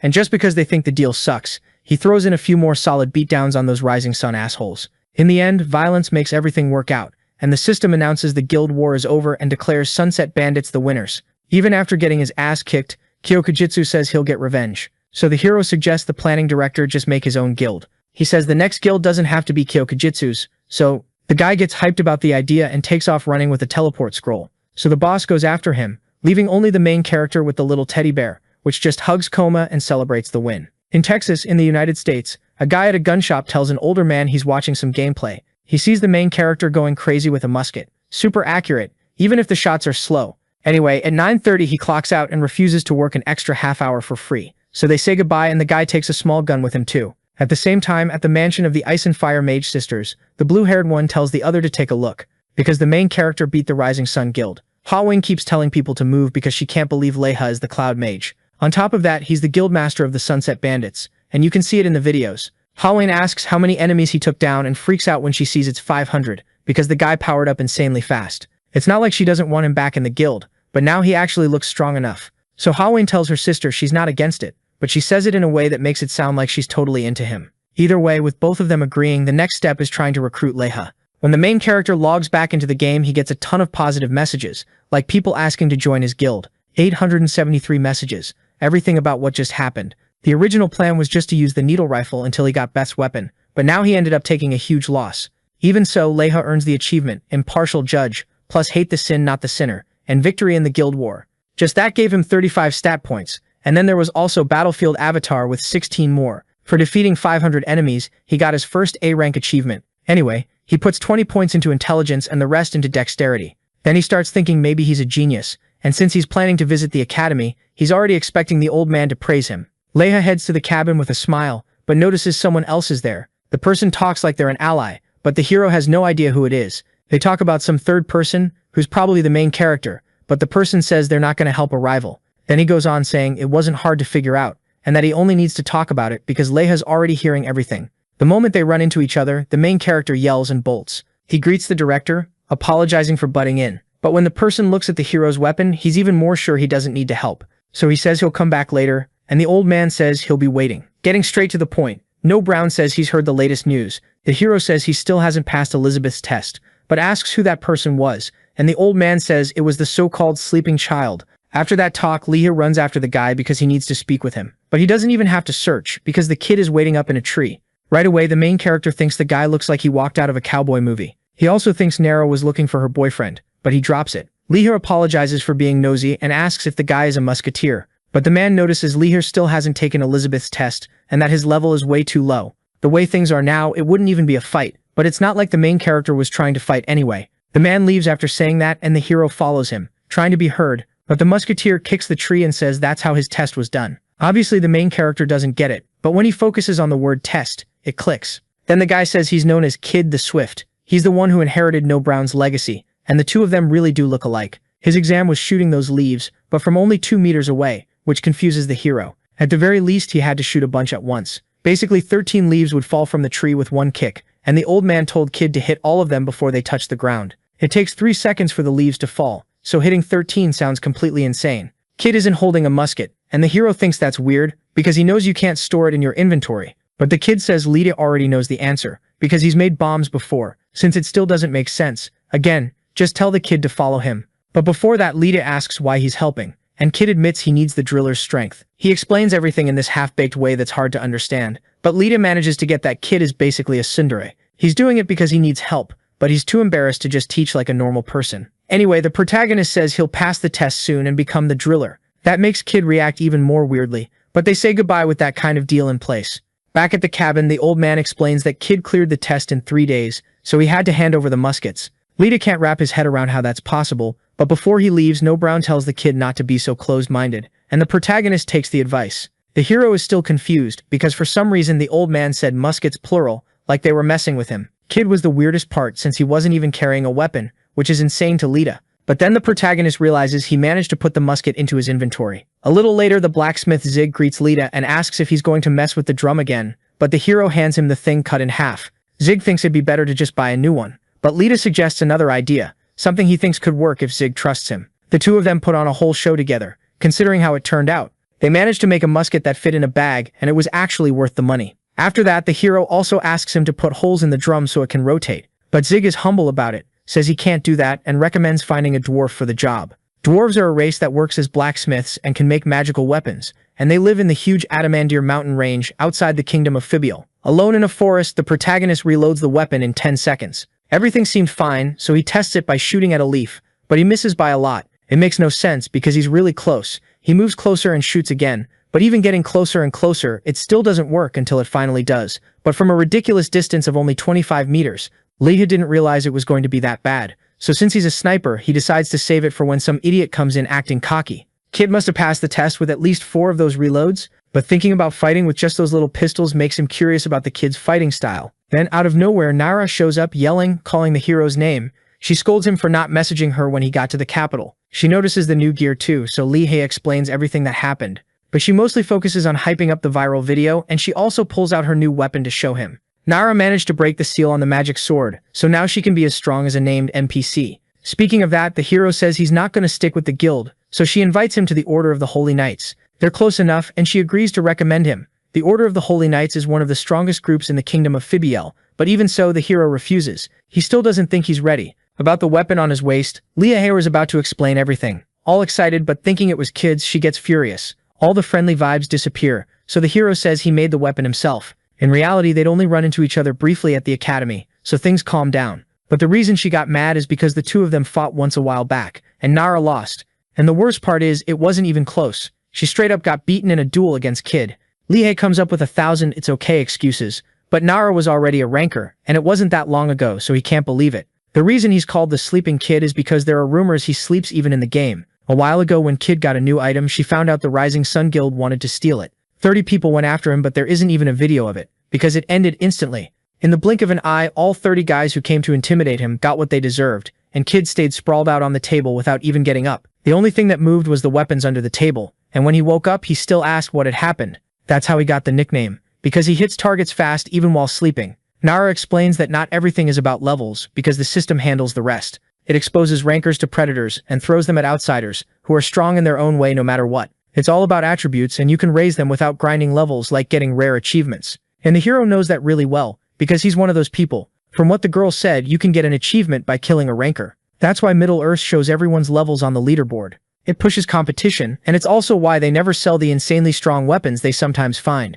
Because if they get hunted down after that, they won't make it back to the top. So the game balances the money between the two worlds. Nara says the protagonist is going to be known as an outsider soon, and a bunch of people will start calling him that, like the Holy Knights. Then she leaves, telling the guy to take care of himself. Somewhere else, the red-haired mage tells them not to threaten him. Hwayeon tells him to put his hands down because he's messing up the meeting. That doesn't even feel like a negotiation about Dale Castle. The redhead says she's not negotiating, so the redhead asks if she'll even survive until then. Looks like he wants to start a guild war, and he's not shy about saying he still doesn't have the money to hire rankers. But he promises them a cut of the castle profits. The girl shakes even more, but accepts the challenge with her head held high. So the redhead leaves, and the girls are basically itching to beat him up. And unlike the ranker strategy, Hwayeon says she's gonna bet on the outsiders. Walking down the street, the protagonist gets a little gift from a fan, and starts feeling like a celebrity. He also made 100 gold coins selling the guild name, so he doesn't have to worry anymore about the musket he'll use until he gets the one from the cabin. At the war planning meeting, the redhead yells that Hwayeon ignored their proposals.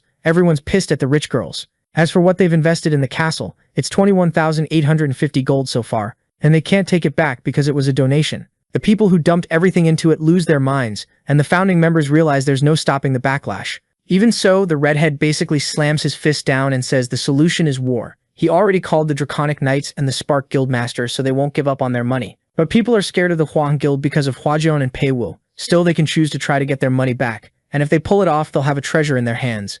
The plan is to gather a bunch of people to be the front line, like Shin Nara, and they also want to call in the top Korean player second in the rankings, known as Too Easy. So even though it's just a plan, it's enough to hype everyone up. Hai Hyun Hyung had been saying stuff they hadn't agreed on, so it'd be hard to bring in the two guy. The redhead realizes he screwed up, calls Sasuke, and tells him to bring the blonde guy over there. Basically, he says he also wants to bring the protagonist into the Boyolcho Guild. That would help a lot, but Ki-jong had already offered, and the hero turned it down because he thought he was too weak. Still, Sasuke says they need that power to increase their attack range, so the blonde says he'll try again. No promises. In the end, the leader tells Sasuke they're going ahead with the plan, and that, as much as it sucks, the only way they make it out alive is by sacrificing Kijong.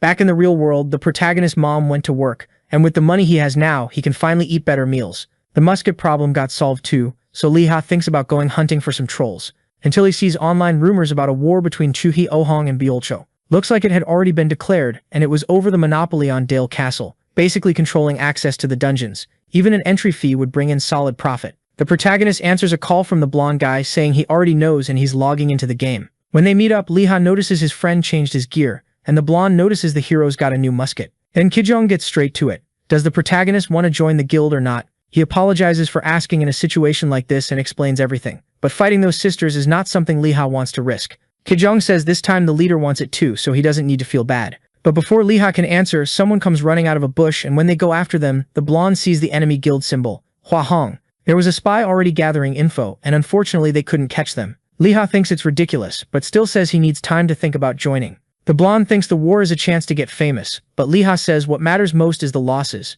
Like if he helped, it'd be for his friend. In the end, Kijong says he'll let the leader know, and the hero just drops what he was about to say as they say goodbye, which was that he'd at least protect him from that damn berserker. In the trolls area, the main guy just grinds by killing them from far away. 2 shots each. The new musket is tricky because it's way too light, but he loses focus when someone suddenly shows up out of nowhere. At least it was the redhead with her sister, and she complimented the protagonist's new short weapon. The hero already knew they were going to show up because of that viral video against Rising Sun, so Hwajeong didn't waste any time and invited Lee Ha to her guild. The protagonist isn't sure they're going to win, but the girl says they don't need some big strategy, because the one who takes down the lion is the parasite that gets born. She knows the rival guild is having trouble controlling their members, because a traitor from over there told her. Back to the blonde guy. He apologizes for being late, and the boss tells him not to take so long to get there next time. For now, he tells the kid to sit down, and he does, even though he doesn't get why everyone seems pissed off. Then the leader apologizes while attacking his friend with prison chains that block teleporting for 30 minutes. Kijong still thought it was a joke, but the redhead showed a photo of him smiling next to that member of the enemy guild.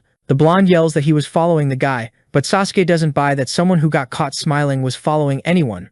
Actually, that person wasn't in the photo, but that would be hard to prove. So the blonde says he'll answer any questions. Then Hyde says maybe the reason for all this is the protagonist. Kijong yells no, that the photo is fake, but everyone believes the kid was being helped by the sisters. He thinks it's a misunderstanding, but the redhead reminds him they're in the middle of a war that could put the guild in danger. So they play a video thinking their friend will change his mind once he sees it. In the Candle Castle incident, there was a Korean there, and it was basically common sense that some random musketeer wouldn't just pop off like that. The class was trash, and the whole 1 vs 500 thing was unbelievable. Even so, Tail says they should at least let their friend explain himself. He also doesn't think the protagonist is a spy, so they agree to prove he's innocent since nobody argues. So the two of them leave using a teleport spell. But if they couldn't prove it, Haein said they'd take responsibility for the damages. Back to the hero's conversation, Hwajeong notices something weird. The redhead tries to flirt and pitch the offer again. But Leha also notices something when Kijong and Tail show up. They appear right in the middle of the chaos, so the sisters scream, and the hero says he can explain.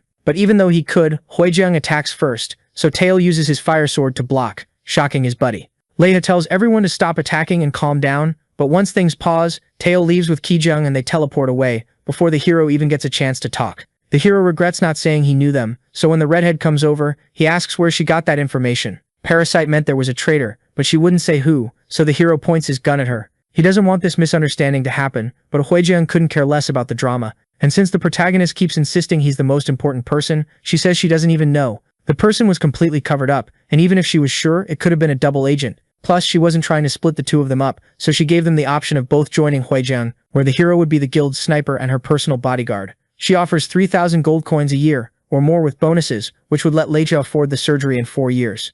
It was a one-time chance to accept and sort things out with Kijong later, but that's not how the hero sees it, so he apologizes and refuses. Even though the blonde isn't his real brother, he's the one who pulled him out of depression and saved his life, so he'd rather fight her than betray the guy, and Hwajeong thinks that's pretty cool, and Hwajeong does too. It was all a test, but the offer wasn't, and she said Leja could still join later, so the two of them leave, and the hero's left thinking about what to do. And back at Byolcho HQ, the leader was forcing Kijong to take responsibility. At home, the protagonist tries calling, but gets no answer from either Kijong or Table because they blocked him. Meanwhile, at the blonde guy's place, he was feeling betrayed. Since he couldn't prove the hero's innocence, the leader forced him to sign a contract. If they lost the war, Kijong would go bankrupt because he'd have to pay 2.6 billion in damages. At Holly Grill, people were gossiping about who was going to win the war. But when the waitress showed up, Lita dropped the code word. Lita and Juez meet up again because he wants info. Along with what he already asked about Bible Cho, the hero also wants something on Igor, because he's sure Igor's gonna show up in the war. A few days later, at the Sisters Guild, the general director gets called in.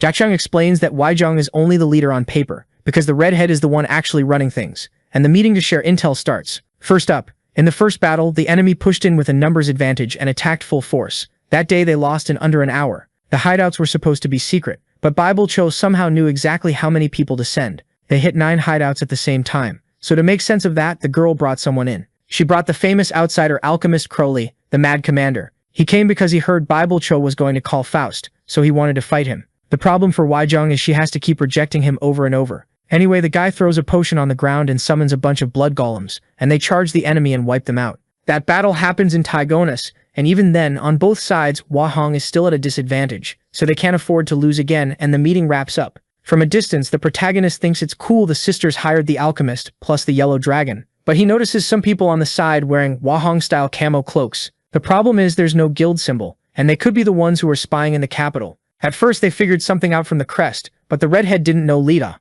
knew Kijong, so the hero used his markers to go after those nosy intruders. That night, in a trap at a hideout, there was a clash that went badly for the Wahong Guild. They lost 4 people. Those losses had already been happening, and it had been a week since the Battle of Tygonus, and Biulcho still hadn't even shown himself, but they were already exposed. Whenever they went in with 10 people, Biulcho would hit them from behind, so the redhead tried to figure out when everything started going wrong. Back during the push, all 3 groups had done well, which made the leader happy. Even spending a ton, Wahong is worse off, and Biulcho's gonna get everything back with the castle. Sasuke says he'll prep the strategies, so they say goodbye, and the redhead thanks him. Biulcho had been leading the war, so people switched their bets. That same guild kept provoking them too, and they revealed they'd be at the Amoth Cliff. So a few days later at the spot, the 2 groups met up. Wahong has fewer people, but at least Pei Wu brings 888 of the best soldiers, and the alchemist stays off to the side in a key position. On the redhead side, a mage is worried they'll miss the timing, but the issue is their plan is to play defense, and the orders Sasuke gets are to protect the master. So Hien yells that they need to take down the witches and get into the castle. Biulcho's side advances with 600 men, but the way they start the war feels like a trap. Even so, Hien says this isn't chess, and calls her sister, who casts an ice spell called Arctic Tornado. The tornado starts wrecking everything, so the mage Enshin asks the master to help with the trap. He uses a storm barrier that stops the sister's magic from getting through, but even with 4 totems, Yenshin can barely hold it, so all the mages use that time to cast a spell together, and so their skills don't just slam into the barrier. Hien makes a wormhole for Wachong, so that magic sandwich goes straight into the girl's face, and the wind blows everyone away except Kaijong, who just stands there with this blank expression. From the way he keeps attacking with blood golems non-stop, he's obviously pissed, and the alchemist almost starts crying. Victory looked close until everyone turned and saw Pei Wu's reinforcements up on the mountain. Hien finally messes around a bit and says thanks, while the enemies are terrified. Then she tells their ally to surround everyone, and the soldiers start coming down the mountain. The founding members get nervous because all of a sudden they lost their numbers advantage. You couldn't even tell how many there were, so Hien mocks the enemy leader. Still, Hien fires back that she's not fit to own a castle. She also says she didn't block the exit, so Hien gets the hint right away. But it's too late for Pei Wu, who gets hit with a forced teleport. Just like that, the sister's biggest trump card is gone, leaving the redhead alone. Now the passage is closed, and nobody knows where the Chinese guy ended up. Even if it was nearby, it'd take time to get back. So Jachung is going to lead the Yellow Dragon, because the 88 members are still there. Biulcho only had 400, and neither the sisters nor anyone else was expecting Igor to come sprinting in like a maniac. Anyone who knows the berserker is scared shitless, but he charges through swinging his sword and tearing through everyone, so Hien swallows hard and admits defeat. But one certain hero hiding in a bush nearby isn't having it. In the first few seconds, a bunch of people get taken out by the berserker, including the sisters. Biulcho praises the master, because once they got in touch with Igor, they won. Even so, the MVP of the war is Sasuke, because he's the one who called him in and came up with the tactics. Now Hien just asks Igor to finish the job, but for some reason the berserker almost kills him. Sasuke gives him a quick scolding. None of it makes sense, but the whole power dynamic shifts. Whoever shows up with Igor throws their weight around, and Sasuke looks like he's right in the middle of this betrayal. So the guy pulls out a contract to transfer ownership of the castle. From the start, Sasuke never saw the redhead as the boss, and not suspecting him was his biggest mistake. Before killing the old leader, he reveals he's been skimming money from the guild and can pin it on the redhead. Then he tells him to sign the contract already. Turns out the parasites were the Japanese members of the Daiju Nana guild all along, so Sasuke immediately puts Heian under his control. Kijong jumps in and gets shut down on the spot. Then Heian Weichan recognizes the kid, tries to warn them it's a setup, and Sasuke controls her too. But the blonde connects the dots that the ninja is the one who caused the whole misunderstanding and gets pissed. Even so, he doesn't have proof, and it's true Heian tried to take advantage of Kajong. Honestly, Sasuke was the one who suggested it, but it didn't matter. Everyone got blinded by money, and the blonde mostly just wants to protect the guild. So Sasuke tells Igor to deal with the shield guy. The berserker laughs because he remembers the scared little kid from the last war, but Kajong wants this time to be different. Either way, Igor activates Bloodburst, and Taein runs in to save his friend. But before that, the berserker takes a shot right in the middle of his forehead. And just from the shape of the bullet, Kajong starts crying because he realizes Lihei came to help. Igor doesn't get what's happening. He thinks the sisters did something, so he goes to finish them off. But this time, he gets shot in the leg. Sasuke didn't warn him, and didn't even know there was a third enemy. Anyway, the berserker needs to heal with blood, so he starts mowing people down. He wasn't supposed to do that, so Taein steps up to confront his old teammate. Even though he's always neutral, the kid butts in because he trusts Kajong more than he trusts Igor. So the two of them start fighting all out, and anyone who still hasn't noticed the betrayal can't understand why. Igor meanwhile thinks he just needs to kill the guild leader to get the signature, and since the blonde is going to defend him, he starts laughing, hyped for round 2. Igor uses frenzy, and the kid starts counting, and the enemy thinks it's hilarious. But Kajong laughs even harder, because he wasn't counting for nothing. It takes Lihei 25 seconds to reload. So when the time comes, the protagonist shoots Igor right in the shoulder, and using the holy spirit of the sword, Kajong slices his stomach open. Finally, the berserker drops to the ground, but the blonde's sword gets stuck in his muscles, so Igor triggers his final werewolf transformation. Heian yells for his friend to run, but Kajong needs to buy time, so Kajong freezes the beast's mouth shut. She was in bad shape, but she could still help the blonde a little. Even so, the redhead doesn't trust the two of them, but Kajong trusts his little brother. And just when it looks like it's going to work, a shot hits the wolf right in the head as it's about to attack his friend, and Lihei levels up like crazy. Leveling up without being in a guild wasn't normal, but the hero thinks back to the situations that made him pull the trigger, and he's glad he waited for the right moment because he managed to take Igor down. Still, he can't celebrate until he shakes the Russian guild off his back, so Lihei just takes off running and jumps off the cliff. Kajong and Huayin freak out, but luckily Heian has enough mana left to use another dimensional spell and set the hero down safely on the ground. The Russians lose it when they see him and say they're going to get revenge, and Heian wants to know who this kid is to make that much of a difference. The moment Igor died, he escaped by logging out, or something like that. Lihei says he showed up by coincidence, and takes the chance to apologize for not saying earlier that he knew the sisters. He didn't want to trick his brother, but Kajong also feels bad because he just blocked him without giving him a chance. So they make up, and instead of the Buyucho leader explaining everything, the hero takes charge, yelling for everyone to come closer. Turns out there was a fake guild the whole time. Daiju Nano was created by the Shinobagumi guild just to make money. The front guild master could be anyone, and that day it was Sasuke, who also made that fake screenshot of the blonde guy.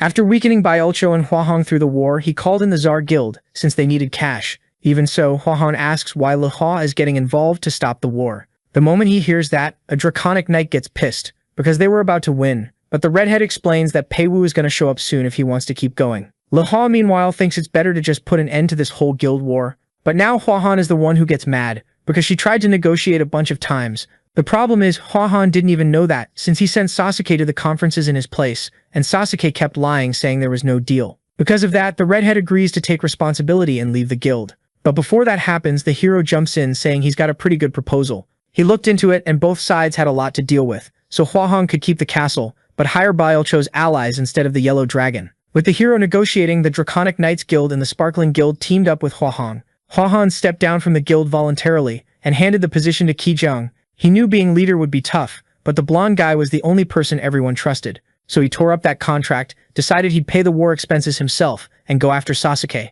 In the end, Huahong says the protagonist showed up at the perfect time. On top of praising him, she asks where he got his info, and even though Lita dodges the question, she already knew it was from an NPC. Huahong admits the hero is amazing, even if he did all of it just for his sister, but the protagonist says he did it for Huahong too, which leaves her totally embarrassed and not knowing where to look. Either way, the guild war ended, and Huahong came out on top. Only 2 players managed to record the scene. One of them wanted to give the hero a title, because he thought Cloud Mage sounded awful. That's why his friend who works in TV remembered a musical with a character called Arcane Sniper. A few days later, in Ailstock, Late is walking around nervous because ever since the war, people won't stop coming after him. So he was going to look into it. But first he checked the achievements he got from the fight. The coolest one was about Igor, who explained how he leveled up. The catch is, Late loses if he dies to Igor, but he focuses on the 213 attribute points he has. So he raises dexterity to 1000, saves the rest, and takes Igor's necklace, which is heroic rank. It gives 100% affinity with dark elves and resistance against dark magic. Then Leta gets rid of the kobold boss necklace and gains the skill Forbidden Fury. Right then, Sasuke apologizes to Okawa, but she doesn't care. The problem is the guilds are working together now. Sasuke wanted to help, but the boss had already called Mineth and Shizurasian, because enemy guilds didn't have to be from the same country. Somewhere else way creepier, a guy realizes this isn't the lab either. He actually runs into demonic monsters, but he doesn't want to stick around, so when hellhounds chase him, the guy answers with a shot that sends both dogs and their owner straight into a ditch. And since he didn't find what he wanted there, he decides to go check out this arcane sniper. Near Dale Castle, people are looking for a team partner, so the hero figures there's no way he won't make money there. Backing up a bit, since Liha said no, the redhead offered him vice leader authority and Pei Wu level pay, both because of his skills and because she wanted him close. Even so, the handsome guy preferred to spend some time helping Kijong, so Liha just suggested she give him a share of the castle so he'd stay nearby. But out of nowhere, she agreed to share 10% of the income. When the hero bumps into someone in the city, he apologizes, but just standing there makes the guy realize who he is. And when he yells, everyone else realizes too. There was the arcane sniper, now famous, so everybody rushed in trying to get a piece of him. Liha got seriously bothered, but luckily someone shouted for it to stop. That person was a guard who was also looking for the protagonist,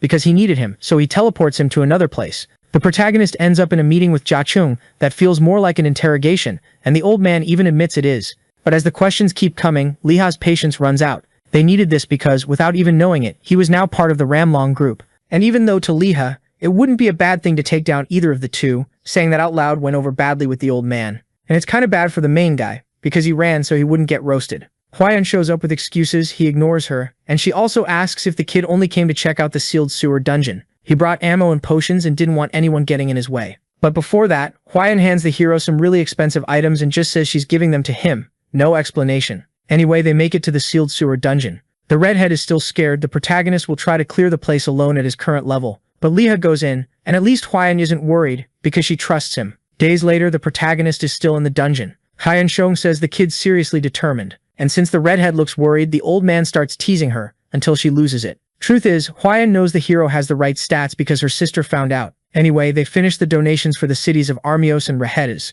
and her sister found 3 suspicious people in the area. 3 from the Sar Guild, walking around Dale Castle, so Igor might be nearby. The redhead asks who that guild's leader is, and Shadish explains they're basically tied to the Russian army. And it's no secret Russia backs Igor because when Pei Wu got involved, it turned into a huge mess. As for the other 2, one is the sleeping kid the hero knows, who might be looking for Liha, and the other person the blue-haired girl mentions is Luger. Yeah, that Luger, the war mercenary, a fighting pro who's obsessed with money. Shadishing's never seen him in person, but he's heard he's strong, and there are rumors his nickname is Draconic Soldier too. Because he didn't fight just anyone, he fought the one Draconic Knight, Alexander. In the dungeon, the hero picks something up from one of the many frog monsters he's killed, but then he notices another one playing dead, and shoots it again. He gained 26 levels in just a few days, pretty easily. He stopped sleeping because he's logged in 24/7, and now he's level 144. To have the dexterity he has now, he'd normally need to be level 180, and wouldn't be able to put points into anything else. On top of that, the skill Forbidden Fury he got trades 40% of his HP for 20% more damage,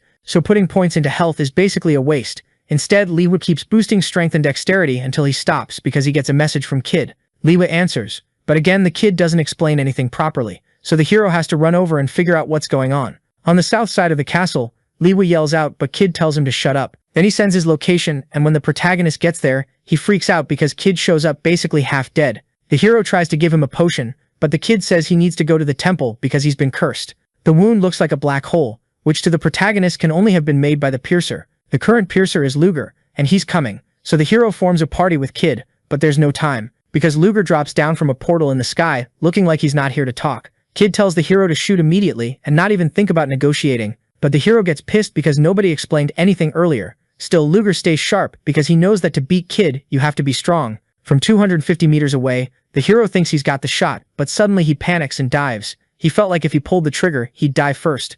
And unfortunately, Kid knows his buddy isn't on that level, so he gets up to hold Luger off as long as he can. And once again, the two clash. The piercer praises Kid's courage, but then fires, causing a massive explosion. Kid survives and tries to explain that the hero's title is just a coincidence, and Luger has no idea what's even happening. But he aims for the piercer's leg to try to help.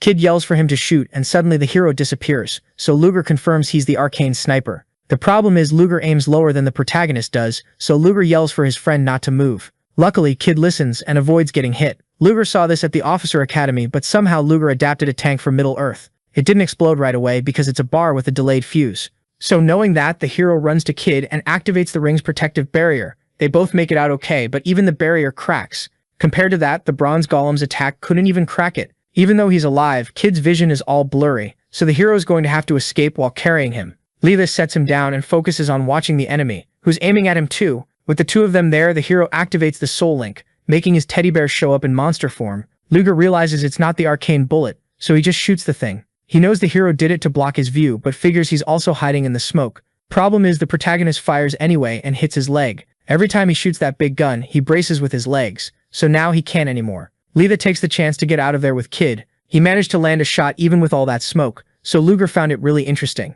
At the temple in Dale Castle, the hero complains because now he's going to be stuck without sleep for a while, and regrets not trying to take Luger out. But he accepts that the priority was his life and kids, so in the end the guy thanks him with a solid handshake. Outside, they finally start catching up. Then Kid explains that Luger was looking for clues about who the arcane sniper is.